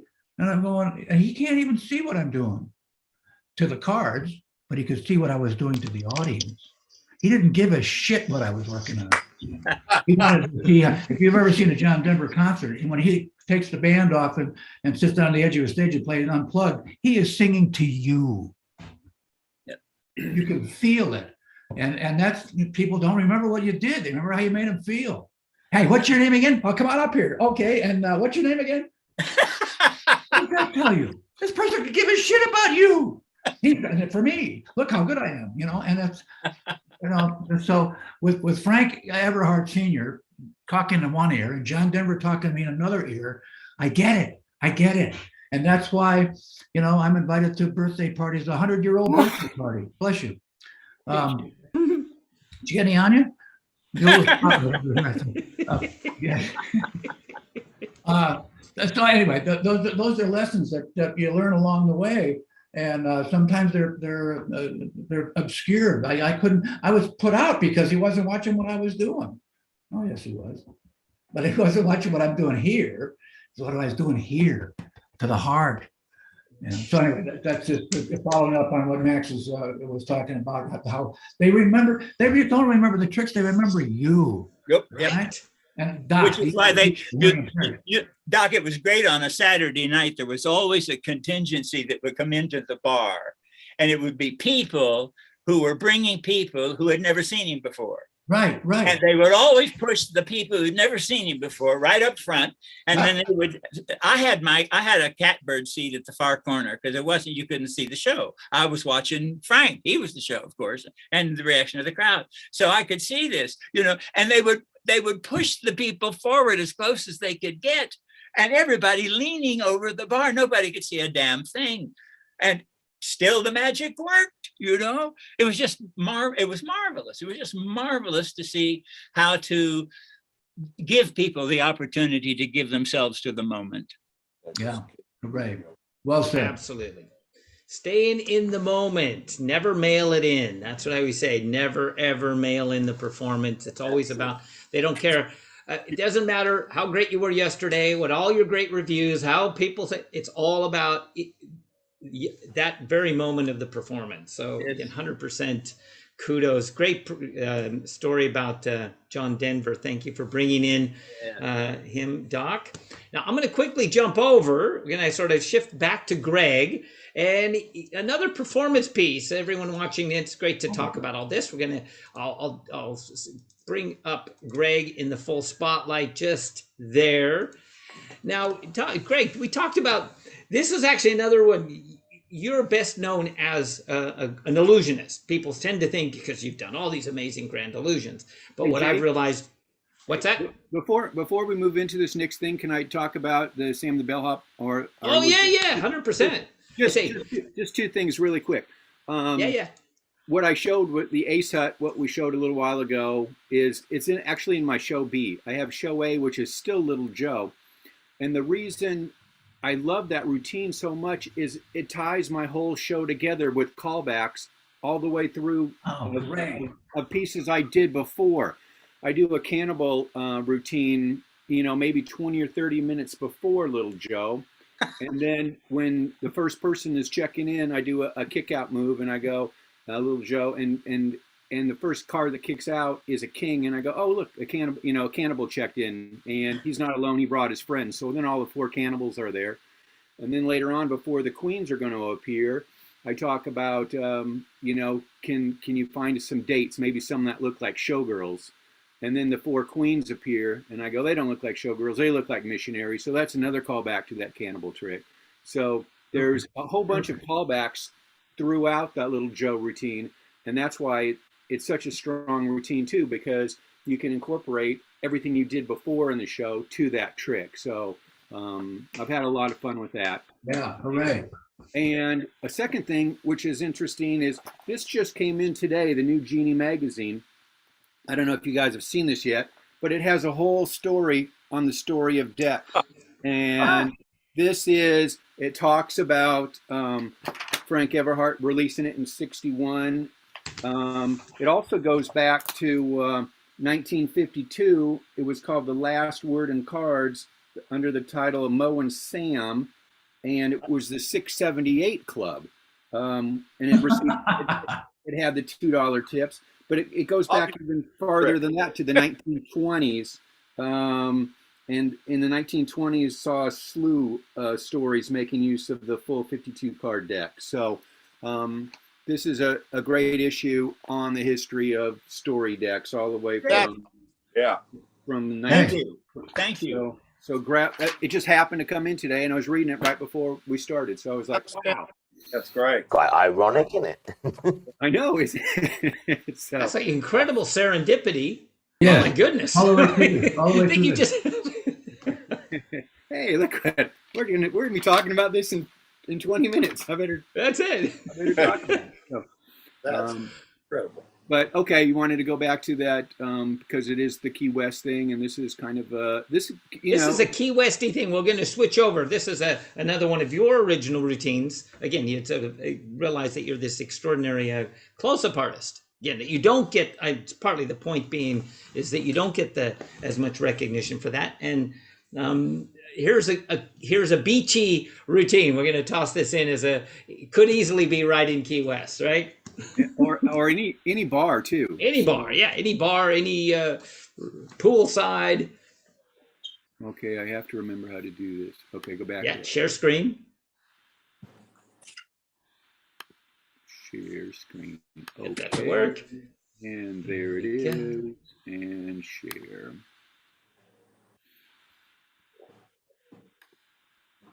Do you think you could do another one? Yes. Do another? Okay. Yes. I'd love to. Can I move your drink? Yeah, go for it. Okay. I'm going to put this coaster in your hand. And you know what? We're going to use both of those hands. And so see if you'll do that. And you got one more. Place it right there. I have 4 quarters. We're going to use 4 quarters. I'm going to place a quarter on each one of these coasters. Just like that. And 4 cards. So we'll put one there. One there. Cover up each quarter.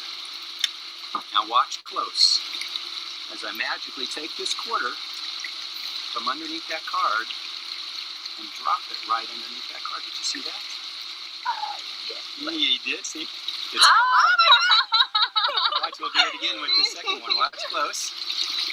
Just like that. You see it's gone. Oh my God, stop it. Watch the third one. Just like that. It's gone. Oh. And finally the last one. Oh wait. I'll drop it back underneath the card. Well, you see it's not underneath the card. It's underneath the card.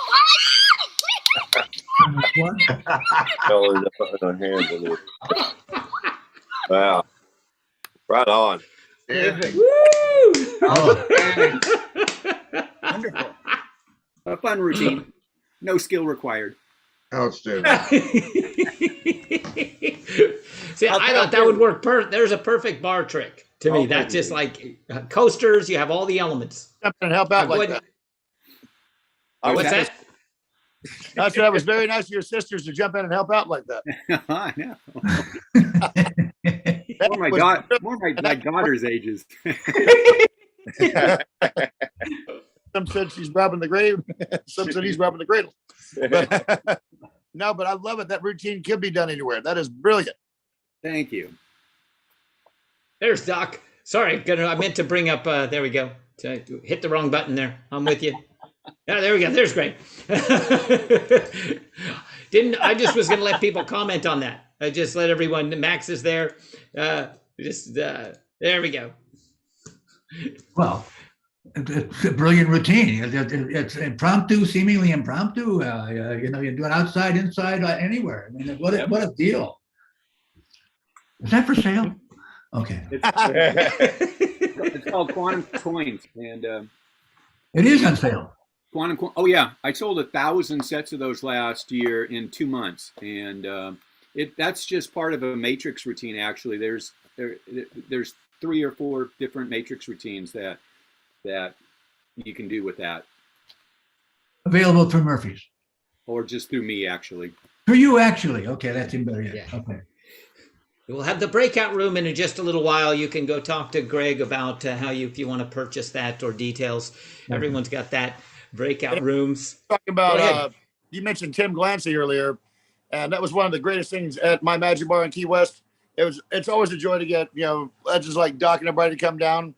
But having Tim live down there, and when he would pop in, it was a treasure to have him too show up at the Magic Bar.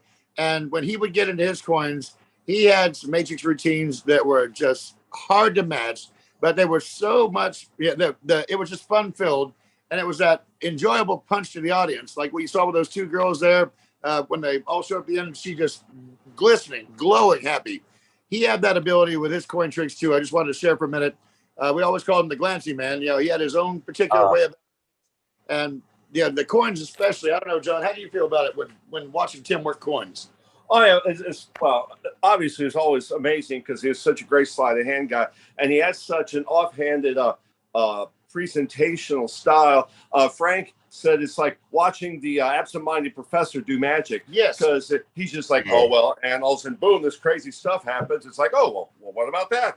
It's just every move he was surprised himself how it came out there, but it was just brilliant how he did it, and he made it look so Mr. Magoo, like he was walking into a glass door. Right, it was brilliant, and he knows what I'm talking about. He was there. Yeah. And I gotta say, Jay, I've got in the next couple weeks, I've got a new tour coming out.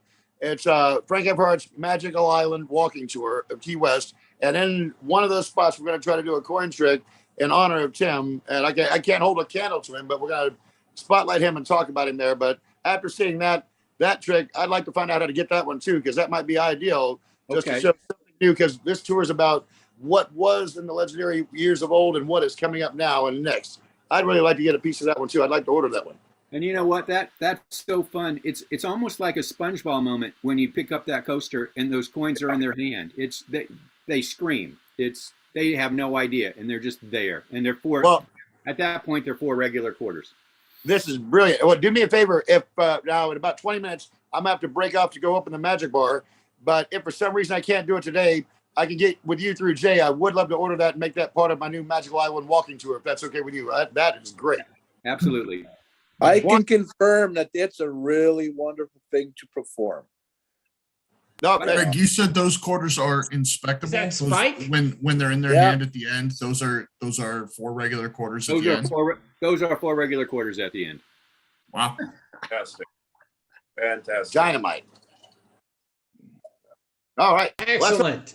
Okay, thank you for jumping in there, Spike. Wolf Wizard in Montana.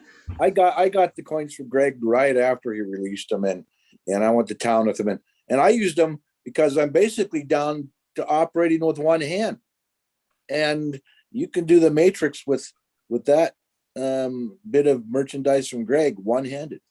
Wow. It's a regular matrix, it's a reverse matrix, it's an instant matrix. There's so many things. You can do coins through the glass table. It's all kinds of things. That's wonderful. Excellent. Okay. Look, we're going to sort of start winding this session up today. This was going to be, as you said, Frank, I know you have to take off. If I don't have a particular agenda as much as what we were able to do at this moment today. Perfect. Thank you, Greg, for all of that. Now, Greg, since this is now one of the reasons why we're focusing specifically on Greg and this today is Greg is at the Magic Live tomorrow. So he may be able to pop in and sneak in on the breaks there with us tomorrow, but mostly he'll be busy at that convention. So do you have any since you can't be here tomorrow, Greg, do you have any last thoughts that you want to kind of add to this? I would just like to thank you, Jay, for inviting me to be part of this, and it's great seeing all of y'all. I know half of you, and the other half I look forward to meeting. Indeed. Outstanding. And look, I'm going to actually, if we take a short break where anyone can go to, in this case, even you can go over to the breakout room and have a chat with Greg about that. Why don't we take a 10-minute break for that? And then we'll from this mains. Gina will have his breakout room open as well. I'm happy to stay here in this sort of main room. But Greg, if you want to pop over to your breakout room. Okay, tell me how to do that again. At the bottom of the screen, you should see it. I see it. I got it. Yep. Says Greg, and you go. And remember when you come back, it's in the lower right-hand corner. You don't click leave meeting. You click leave room, and it'll return you back to the main. And that way, Frank, if you want to jump over and have a chat with him as well, anyone who wants to have a chat with Greg about that effect or any of his other products. Also, Doc is doing private sessions and private teaching. Doc has his own products. If you want to have the chance to take a 5-10 minute break or so, talk individually with anyone. Max, you don't have a breakout room. Did I give you a breakout room, Max? No, I'd rather than a breakout room, I have a padded cell. There you go. Thank you very much. I'm here all the rest of my life. Greg, I'm so glad to have a chance to see you work. I've never met you before. I've not seen you work before, and that was just wonderful material. So that was a real pleasure. Happy birthday, dear friend. I'll try and find the picture of the straggly 17-year-old who came and sat on the Mississippi Queen to have dinner with your old man and the guy that was supposed to be running things. I'm going to run away, but I'll see you tomorrow. And if okay, and if you absolutely can't do without me, just send a message and I'll come back to you. But I'll be here tomorrow for sure. Look, thank you very, very much, Jay, for making this happen. And hello, everybody. Spike, good to see you, my friend. I know, my friend. It was great to see you too. But we'll talk. Thank you, everybody. Thank you, Max. Thank you so much. We'll see you tomorrow. Really appreciate your time and energy here. Bye-bye. All right. Good. Okay, so Greg, if you want to pop over to your to your breakout room, anyone who wants to follow Greg there to talk about this effect and products and getting a version, getting this, you can do that as well, Frank, if you want. To give you a quick chance to talk about that. All right, I'm happy to stay here. I'm going to bring up Benji. I got Benji. Here we go. Come on, we got it. We have a special guest. You have to unmute. Hi, everyone. Hi, Jay. How are you? I'm doing just fine. Thank you, Benji. How's everyone? Is everyone having a good time? Everyone go on off mute and come in. Is everyone having a good time? Yeah.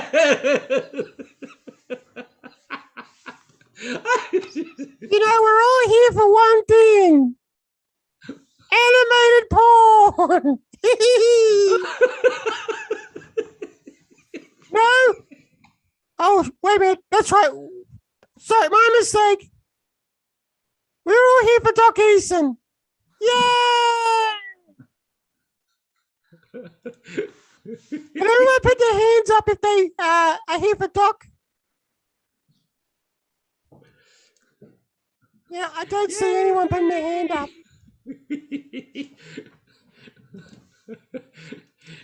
There we go, Gingy. Now I'm in good. Hey, how you doing? Oh, no. There we are. Hi, everyone. Hello. You know, you can use modern technology. Yeah. Who let the raccoon in? I like the raccoon. Yeah, I'm the cool raccoon. Ladies and gentlemen, this is just a test proof that you can use anything for your Zoom sessions. Well, have you got any messages? I think you're coming to us from Candyland. Is that right, Gingy? Or Benji? Yeah, this is Candyland. Candyland. Yeah. Candyland.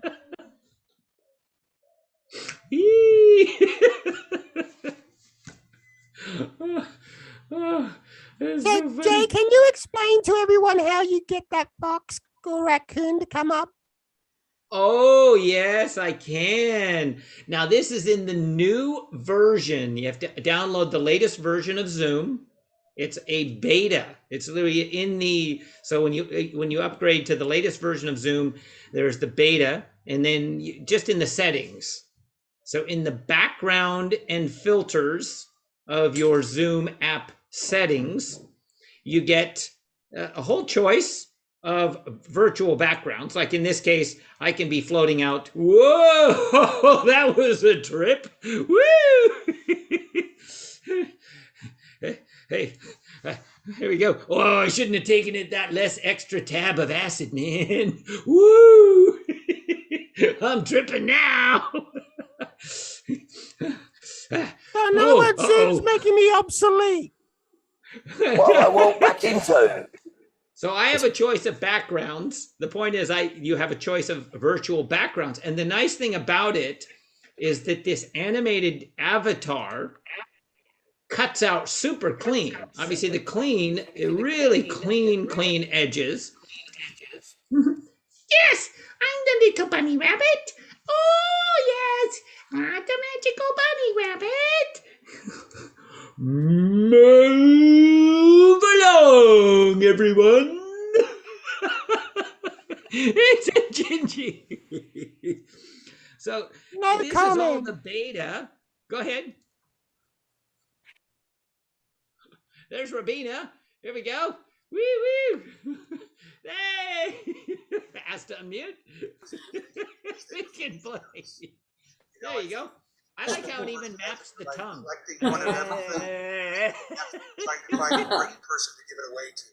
So what I'll do, I'll switch over to normal camera. And Raphael's like, hey, Yasu, you're up.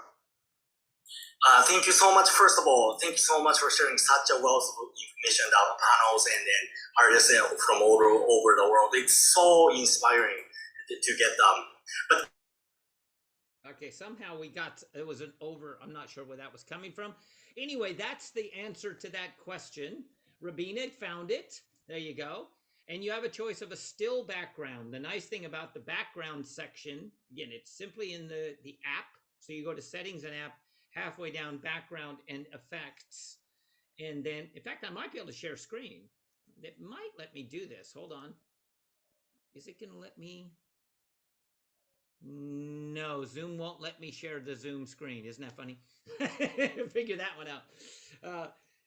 But you can load up all your own backgrounds. And that's where I kind of have all these cool, trippy, spacey ones.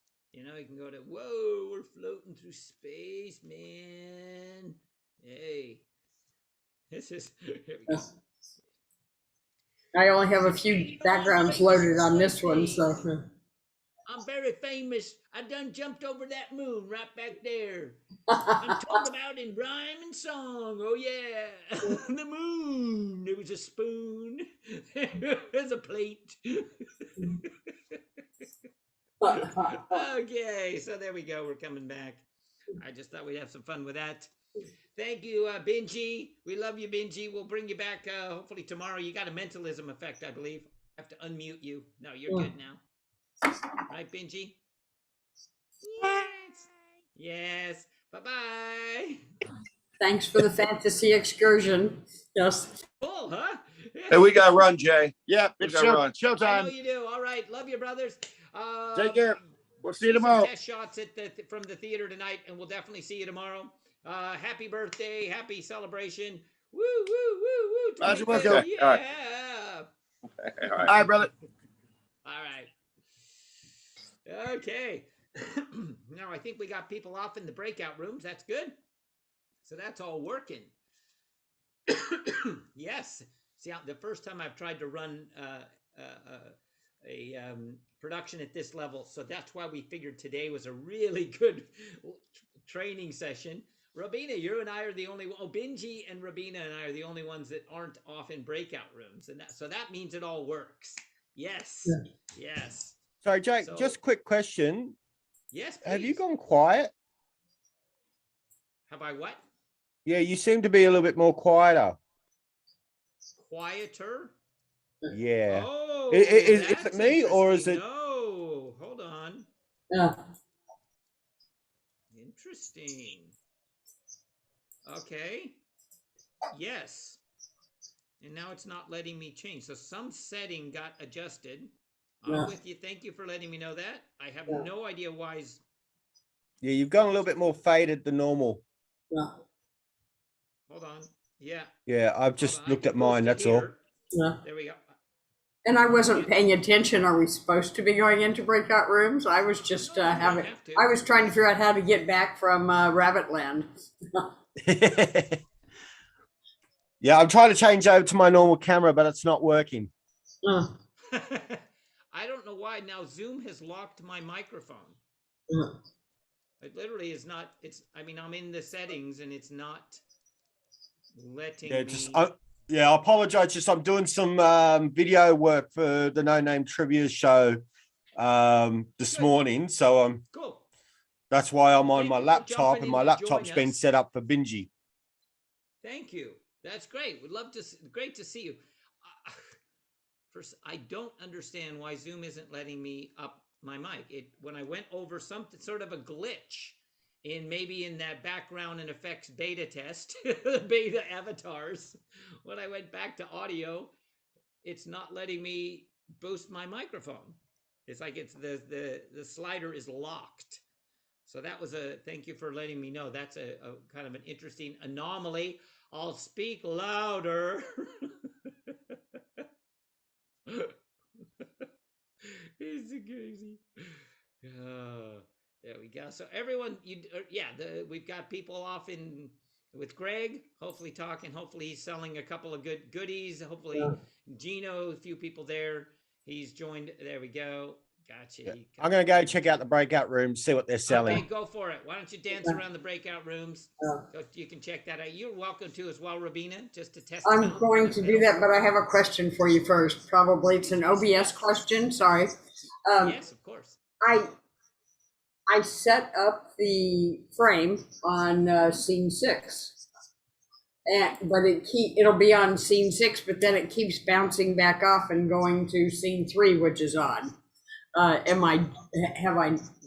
scene are you in right now? This is 6, because that has the frame on it.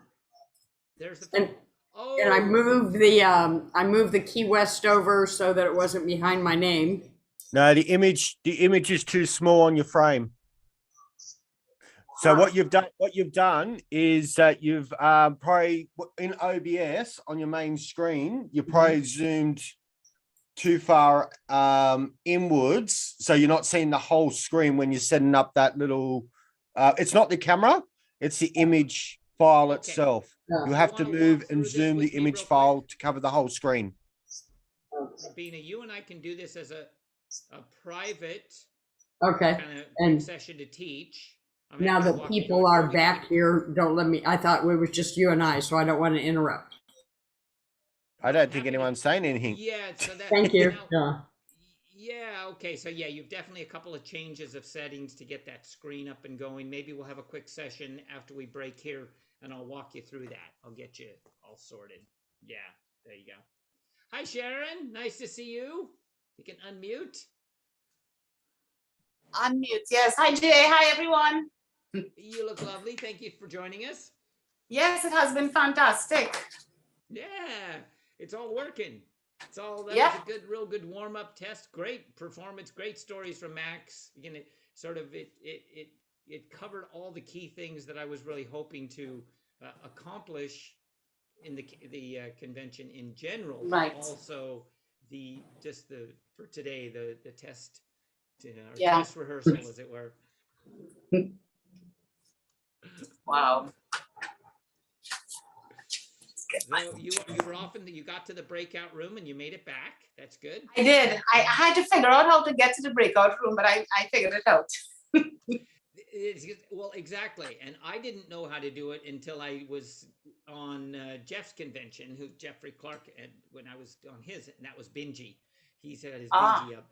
So yeah, that's the thing. We're learning as we go. And this is the first time I've had to set it up from the production side. And actually have to, give a sign. So I made a couple of mistakes, as always, the first couple times that we had to reset it and redo it. And then we get it. Is all about. Great. Okay, it seems like our participants are leaving the room. Okay, I so mean, that's people everything. in general. We have a handful of people. Daryl's here, Gary's here, Steve. Looking, Benji's over with Greg Gleason, all that. Yes, all good. Daryl's, have you got any snakes for us, Daryl? You want to practice bringing up a couple of your, are you afraid of snakes, Sharon? No, I should. Good. Let's get Daryl, you're up. All right. If you insist. Volunteer. I'm gonna bring in Sharon as our volunteer. What I have to do? If you insist. If I insist. Nice hat.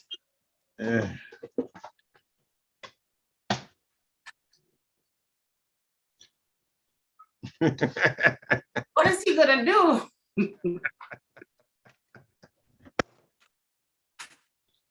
I wasn't quite set up for this, but that was just a reach. This. I have in my hands a spotted bag. What's very cool about a spotted bag is that within it, from Australia, like my friend J. Scott Berry, from Northern Australia and Southern New Zealand, this is a spotted python.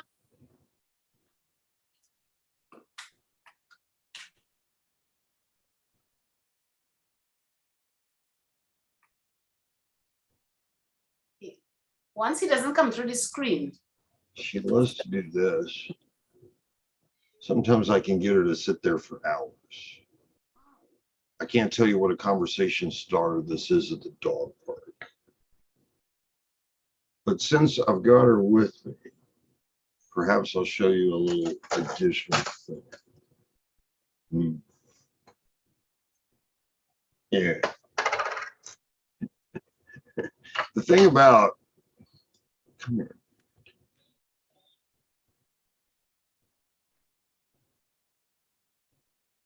And you can see she's a total sweetheart. And this is actually, I mean, people think pythons are big. This is a full-grown adult spotted python. Is now usurped my glasses. Stop that. All right. But you get the idea, right? So if I were to try to show you something else, there's something that my mentor, J. Scott Berry, actually helped me work on. And it's something that, well, how shall I put this? I adopted her from a friend of my son's. Her name is Indica. Does that make sense to you? No? Am I even unmuted? No, you're not muted. Okay. Well, at any rate, it sort of. I'm just staying very close. It worked. Just let's just say it. Yeah, you're muted. It works with her temperament, but the idea is. What? This is the idea, because once I've actually got one of these ready to go, she likes to play with it.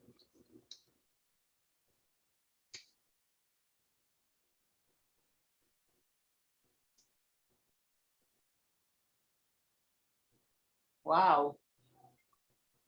Wow. Ladies and gentlemen, You do not know the snake. Ring snake. Ring and snake effect. And then,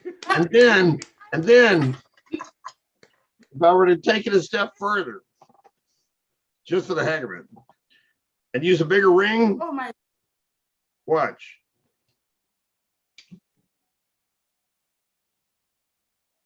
The hanging snake from the ring.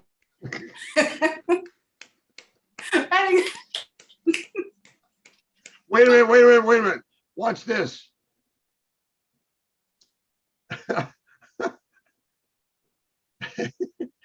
You know what this is? Well, of course, this is just a solid ring, but here we go. This would be a 3-ring circus. 3 rings. Wow.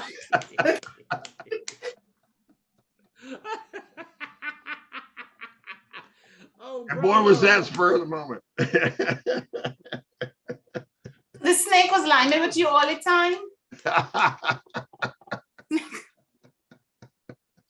So Daryl and I conceived that ring on snake effect about 6 months ago. Oh, yeah. And I'm having trouble hearing you, Jay. I know It looks soft.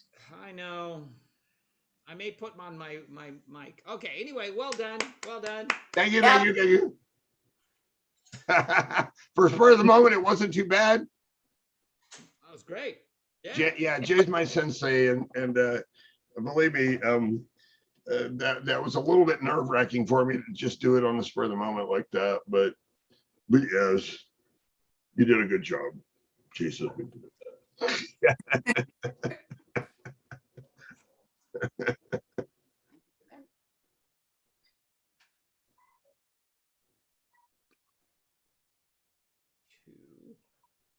that a corn snake or a red rat snake? No, this is neither. You're not even close. Uh-oh. This is a spotted python from northern Australia. Oh, beautiful. Thank you. Oh my gosh.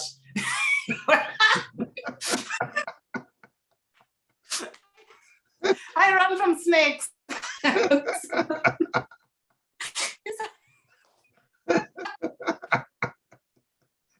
Oh my gosh. So funny. I was doing a magic show once and a guy came with a snake behind me and said that the zoo is here, but I finished my show one time. There was a snake on the back of my head. Well, you know, it's funny. Jay Scott Berry calls me the Serpentine Sorcerer. But just recently, Jeff McBride called me the Lizard Wizard. You have many names. It's in this side, right? Yeah, I keep the cinnamon there so I don't mix it up.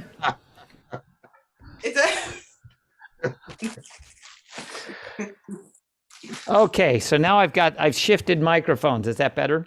Oh, that sounds much better. Okay. Oh, yeah. I don't know why when I did that whole virtual, that silly little virtual nonsense, I came back and it locked my volume. Zoom locked my other mic volume like really low, and I could not. The slider doesn't move, which is some sort of a. I think that's why it says beta in the those avatars, because clearly there's a glitch in there. So, yeah, this is my secondary microphone, so I'm glad that's sorted. Hey, we got a wolf over there with Spike. Hold on, I gotta highlight Spike. We got a snake and a wolf. Whoa! Look, it's a wolf. Oh my gosh! Oh my gosh! That is one lazy wolf. That wolf looks healthy.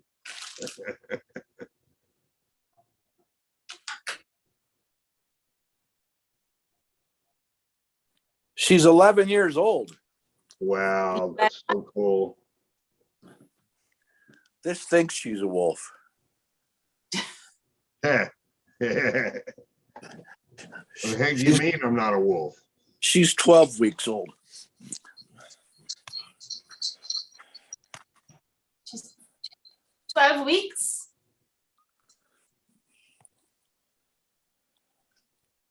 How old is she, Spike? What's that? How old is she? The wolf? Yeah. 11. 11 years. Oh, wow. She looks very healthy. 11 years.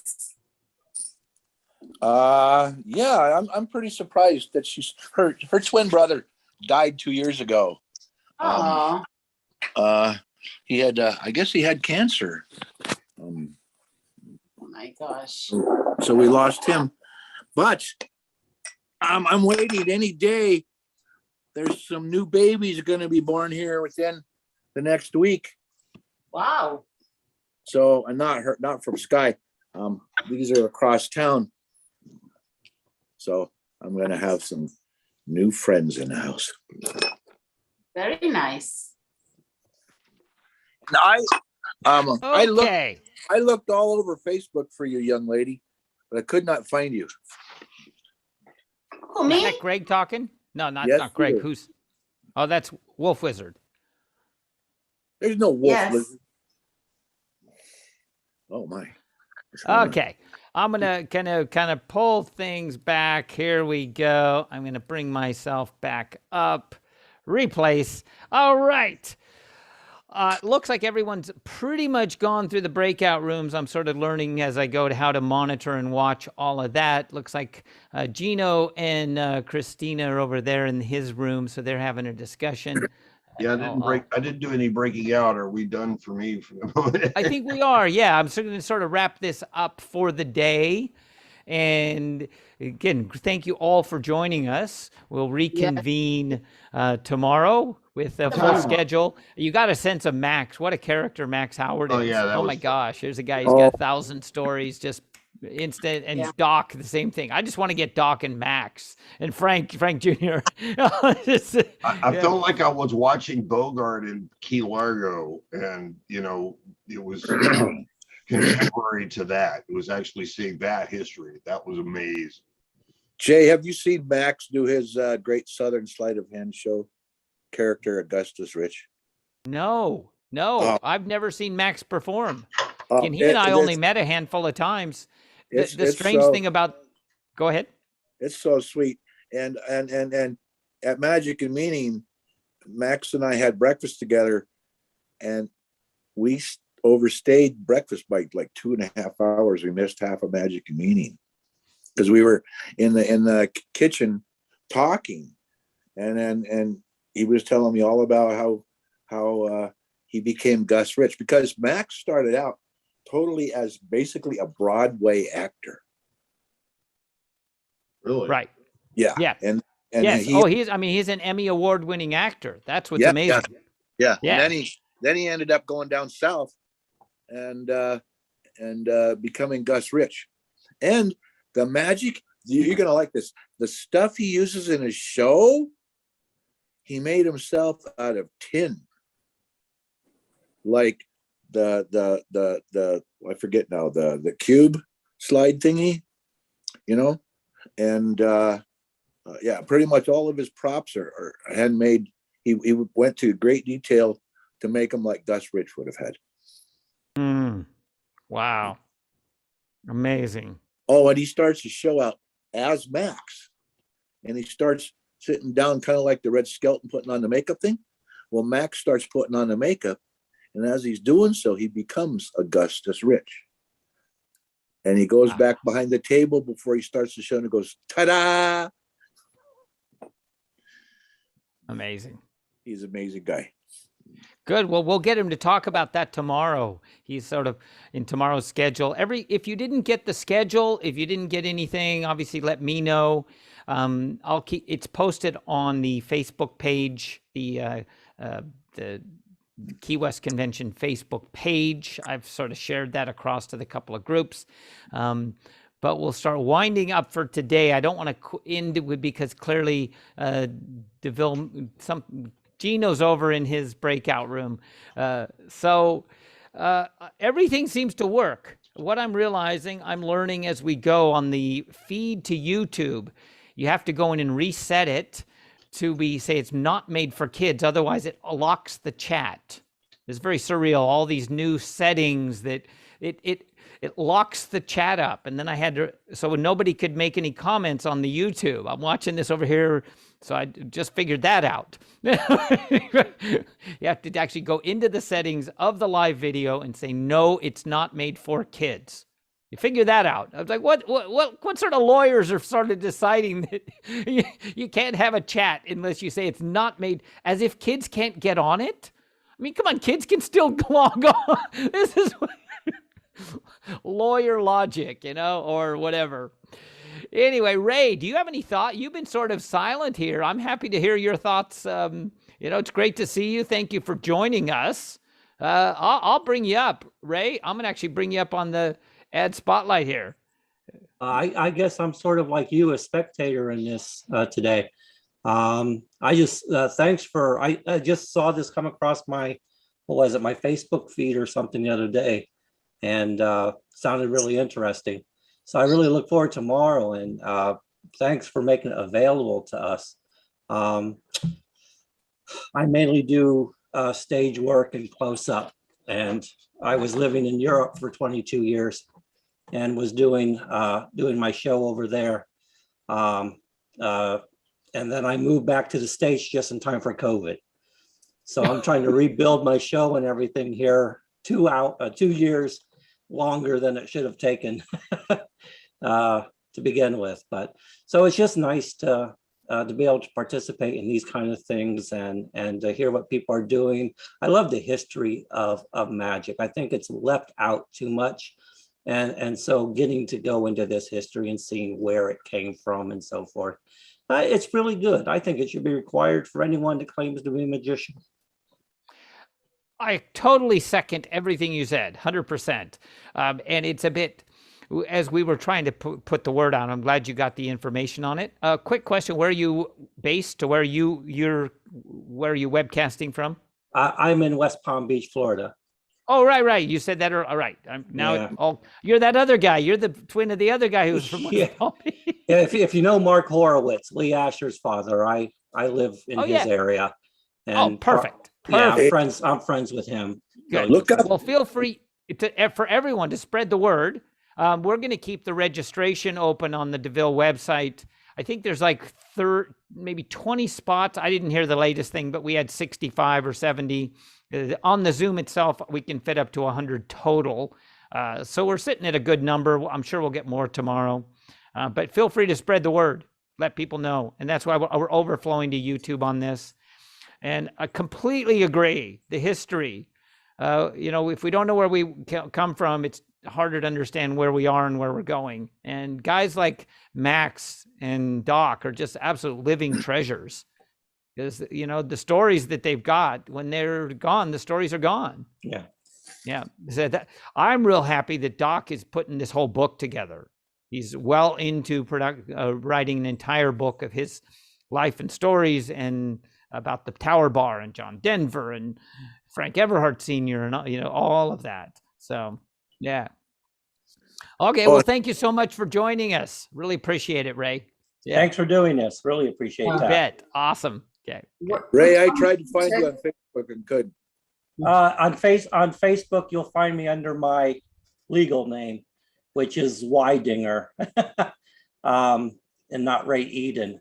How's it spelled? I'll type it into chat. It's quite up.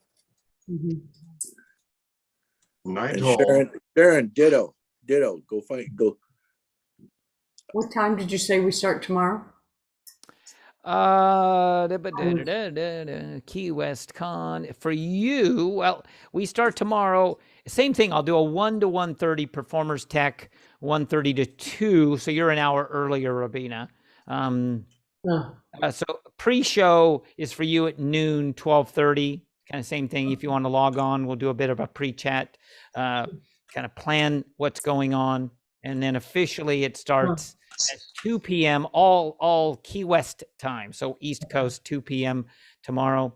And if it all goes well, we'll end up in the evening with live feed from Frank's Magic Bar of both the celebrations and the performance. And then we'll get a shot, hopefully actually watch Frank behind the bar for real people. To me, that's the culmination of saying, look, this is what he's been doing for 25 years. Countless tens of thousands of people have been amazed, amused, and inspired. And again, I'm fortunate enough to have actually gone there, not only performed behind the bar a few times, but really more important, get to watch. Just to watch and see a master at work, a true, you see him, like to talk about the father, like Max is talking about Frank's father, to watch Frank Jr. kick in. Just the guy off the street, boom, and he's in. You see him go into his, and he just charisma, energy, how he deals with the people.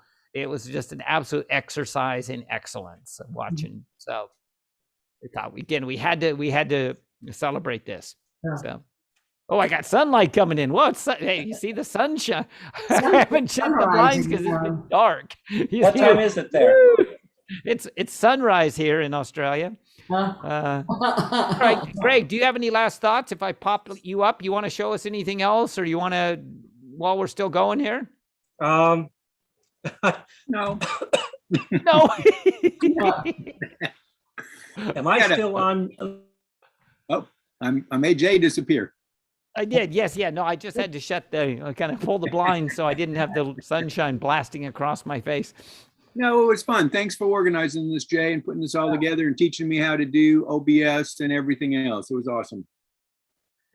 I'll use it for other projects. Yes, I'm here. Yes, thank you. It is my pleasure, my friend. This hopefully the first of many projects and things we can be doing together. I know you're on my Magic Castle team for the next Magic Castle show.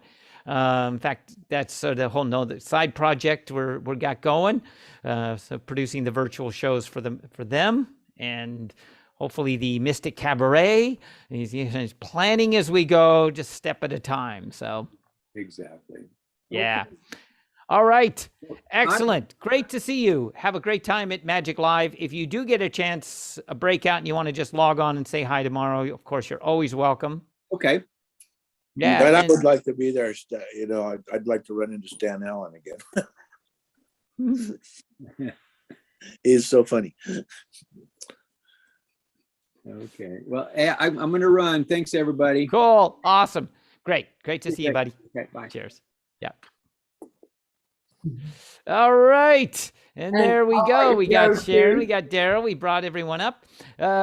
Look, I'm going to sort of unofficially close this meeting. Again, I'm not going to shut it down because I may pop over and see what's going on with DeVille because he may be making some sales or such. So I don't want to end the entire meeting. I'm happy to keep discussions open if anyone has a specific thoughts, ideas, and otherwise.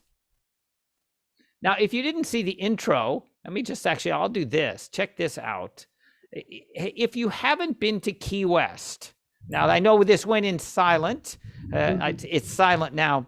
Let me just sort of jump to, there we go. I want to kind of get to, this is what's cool about this. Here's a handful of shots. There's that. This is the Key West art, and this is the actual schooner's. That's the Schooner Wharf Bar. That's sort of the overview picture. It's right on the water, beautiful. Right outside of it are all the boats. There's the actual bar. That's right there. And that's his home base. It's been Frank's home base now for 25 years. And if you're watching Frank's Facebook feed, every day nearly, he'll share, or someone else who's been there will share another series of photos. That was obviously this past year, the current one. So we're right up to now 25 years. That's this coffee bar. I actually have a photo somewhere with me and Tim Glancy. I have to find it at this part. And I had picked up one of the big roosters. And of course, Tim had to make some rather rude comment about I was trying to show off the big anyway. That was what I remember about Tim. He was such a funny character. He's just a complete the art. There's the Key West art. That's right outside. Again, you walk right out the wharf from the bar. Now Greg Otto has some good stories. He being on the ships. So he'll come in tomorrow. John, as you saw, is already down there. He made his giant 1,000-mile motorcycle trip. Austin Moody, he'll come back tomorrow, and he's got an effect that he's doing. But there you go. You really get a sense. There's the back. I like this shot because you get a sense from behind Frank's over the shoulder. It's just this perfect setup. People all the way around, no problem. You even got a duck. Come on. Is it Jemima? I think it's Jemima the duck. Is that right? And there's, again, I just love this. I'm hoping John tomorrow evening will take us on a little trek Yeah, in the magic of Zoom, that he can sort of take us out on the main street and down to Rick's and Margaritaville and stuff, these famous places in Key West. I just love Key West. If you haven't been there, I've obviously toured the world extensively, and to me, there's places like Venice, Italy, and Key West, and a handful of others that are totally different, like modern Disneylands or real life. You just go there and it's a completely different time and place. There it is. There's Key West time. Yeah. Can you imagine a whole submarine complement of sailors hitting Key West at one time? Did you do that? We did that. 125 of us left the boat, went into. Oh my goodness. Cops are busy. Yeah. I love this shot. I always love the shots. Look at this gentleman on the left. He's like in this, both of them. I mean, they're literally both just like, how in the heck? It's this perfect moment of just sheer astonishment. You know, that in many ways, really typifies what Max and Doc were saying. It's not about you, it's about the experience. These people clearly had this indelible moment of amazement. 4 jokers out on the table. You know, to me, this is what it's all about. And you figure Frank has been doing this. And it's interesting because it's an unsung story, I think, in magic. Is not a lot of people really know. He wasn't given a whole lot of credit through the guys like Stan Allen and Magic Magazine and these others that tend to think that magic is only important if it happens in Las Vegas. And that's my rant about Stan Allen and Magic Magazine, because I was, you know, we were doing these huge festivals in Europe, 10,000 people coming in the weekend, and he wouldn't even write them up because he didn't think it was important. So that's my little, yeah. And I think Frank is the same thing. You know, it's great to have the flash in the pans. It's great to say, wow, this person won AGT. This is the new hottest Penn and Teller, whatever. But to me, we can't lose sight of the fact that, you know, the true pros who've been out doing the real thing under the spotlight of the other magicians. That to me is why Frank is this is a true success story. You just, every night, I watch his Facebook feed every day. He posts more of these sort of photos. They just people from all over the world. Look at this. I mean, of course they're in Key West party mode. That's half the beauty of it. So I'm hoping when I get released from the Australian penitentiary colony, I'll make my way back to Key West and be hanging out with Frank and them for some time. So, oh yeah. Anyway, we'll have the music working with that intro tomorrow. I had everything set, and then we had to break the meeting down to reset the breakout rooms, and I forgot to set my share screen sound until everyone started messaging me saying, it's silent, there's no sound. I got, oh, okay, any questions, any other thoughts before we sort of, again, I'm kind of thought I'd walk through that as a little kind of overview, again, a reminder why we're here, just celebrating Frank and this whole dynasty, really, you know, from Frank Sr. to Frank Jr. Jay, today has been fantastic. I mean, it's just the joy of hearing them speak and understanding and knowing the history and how it all happened and how people, you know, and you know how he made his mistakes and he just made so much fun of it and he just came back again. You know, it was so interesting. It was actually enjoyable to see. You know, it was all relaxed. It's about everybody more on the same level, you know, speaking as everybody one-on-one. So it was fantastic. So I look forward to tomorrow. Thank you. Well, and I'll just kind of I will kind of add to that, is that's what I've always found about guys like Doc and guys like that are these true living legends. I mean, when I met Johnny Thompson, I was so surprised that he was just this regular guy. Again, I would go over to his house and he'd be running around in his, his nightgown or in his pajamas or whatever. And Charlie Miller would be sitting there drinking his coffee. And I didn't initially even know who Charlie Miller was. And Johnny's like going, this is one of the legends, this, who Johnny had learned from. And so, but it was just, we're all just regular people. That was a perfect example, as you say, with Doc. He's still learning OBS. I'm trying to teach him all the tech of it. But also, he wasn't really prepared. I just sort of said, hey, do you want to show that to us? But you roll through it. It's like, hey, have fun, keep smiling.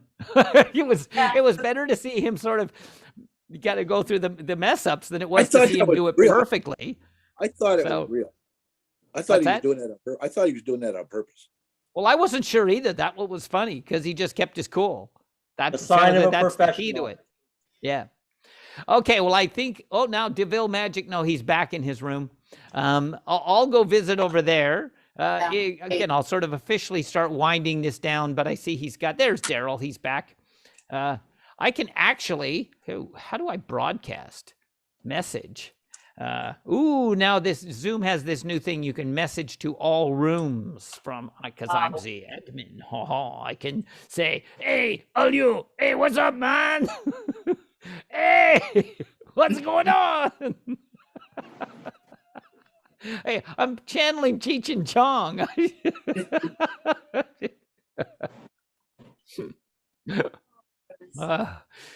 Okay. Well, I will go and I'll see you all tomorrow.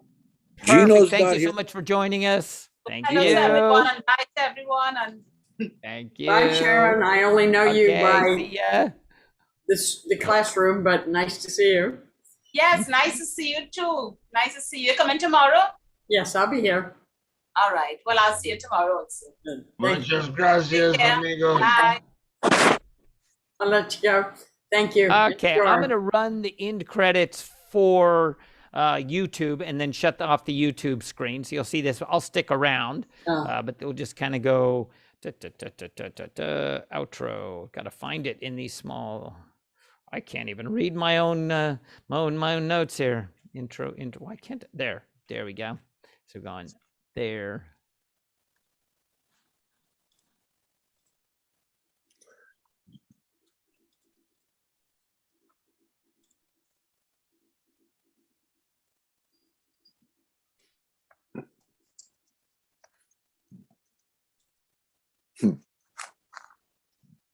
How outrageous.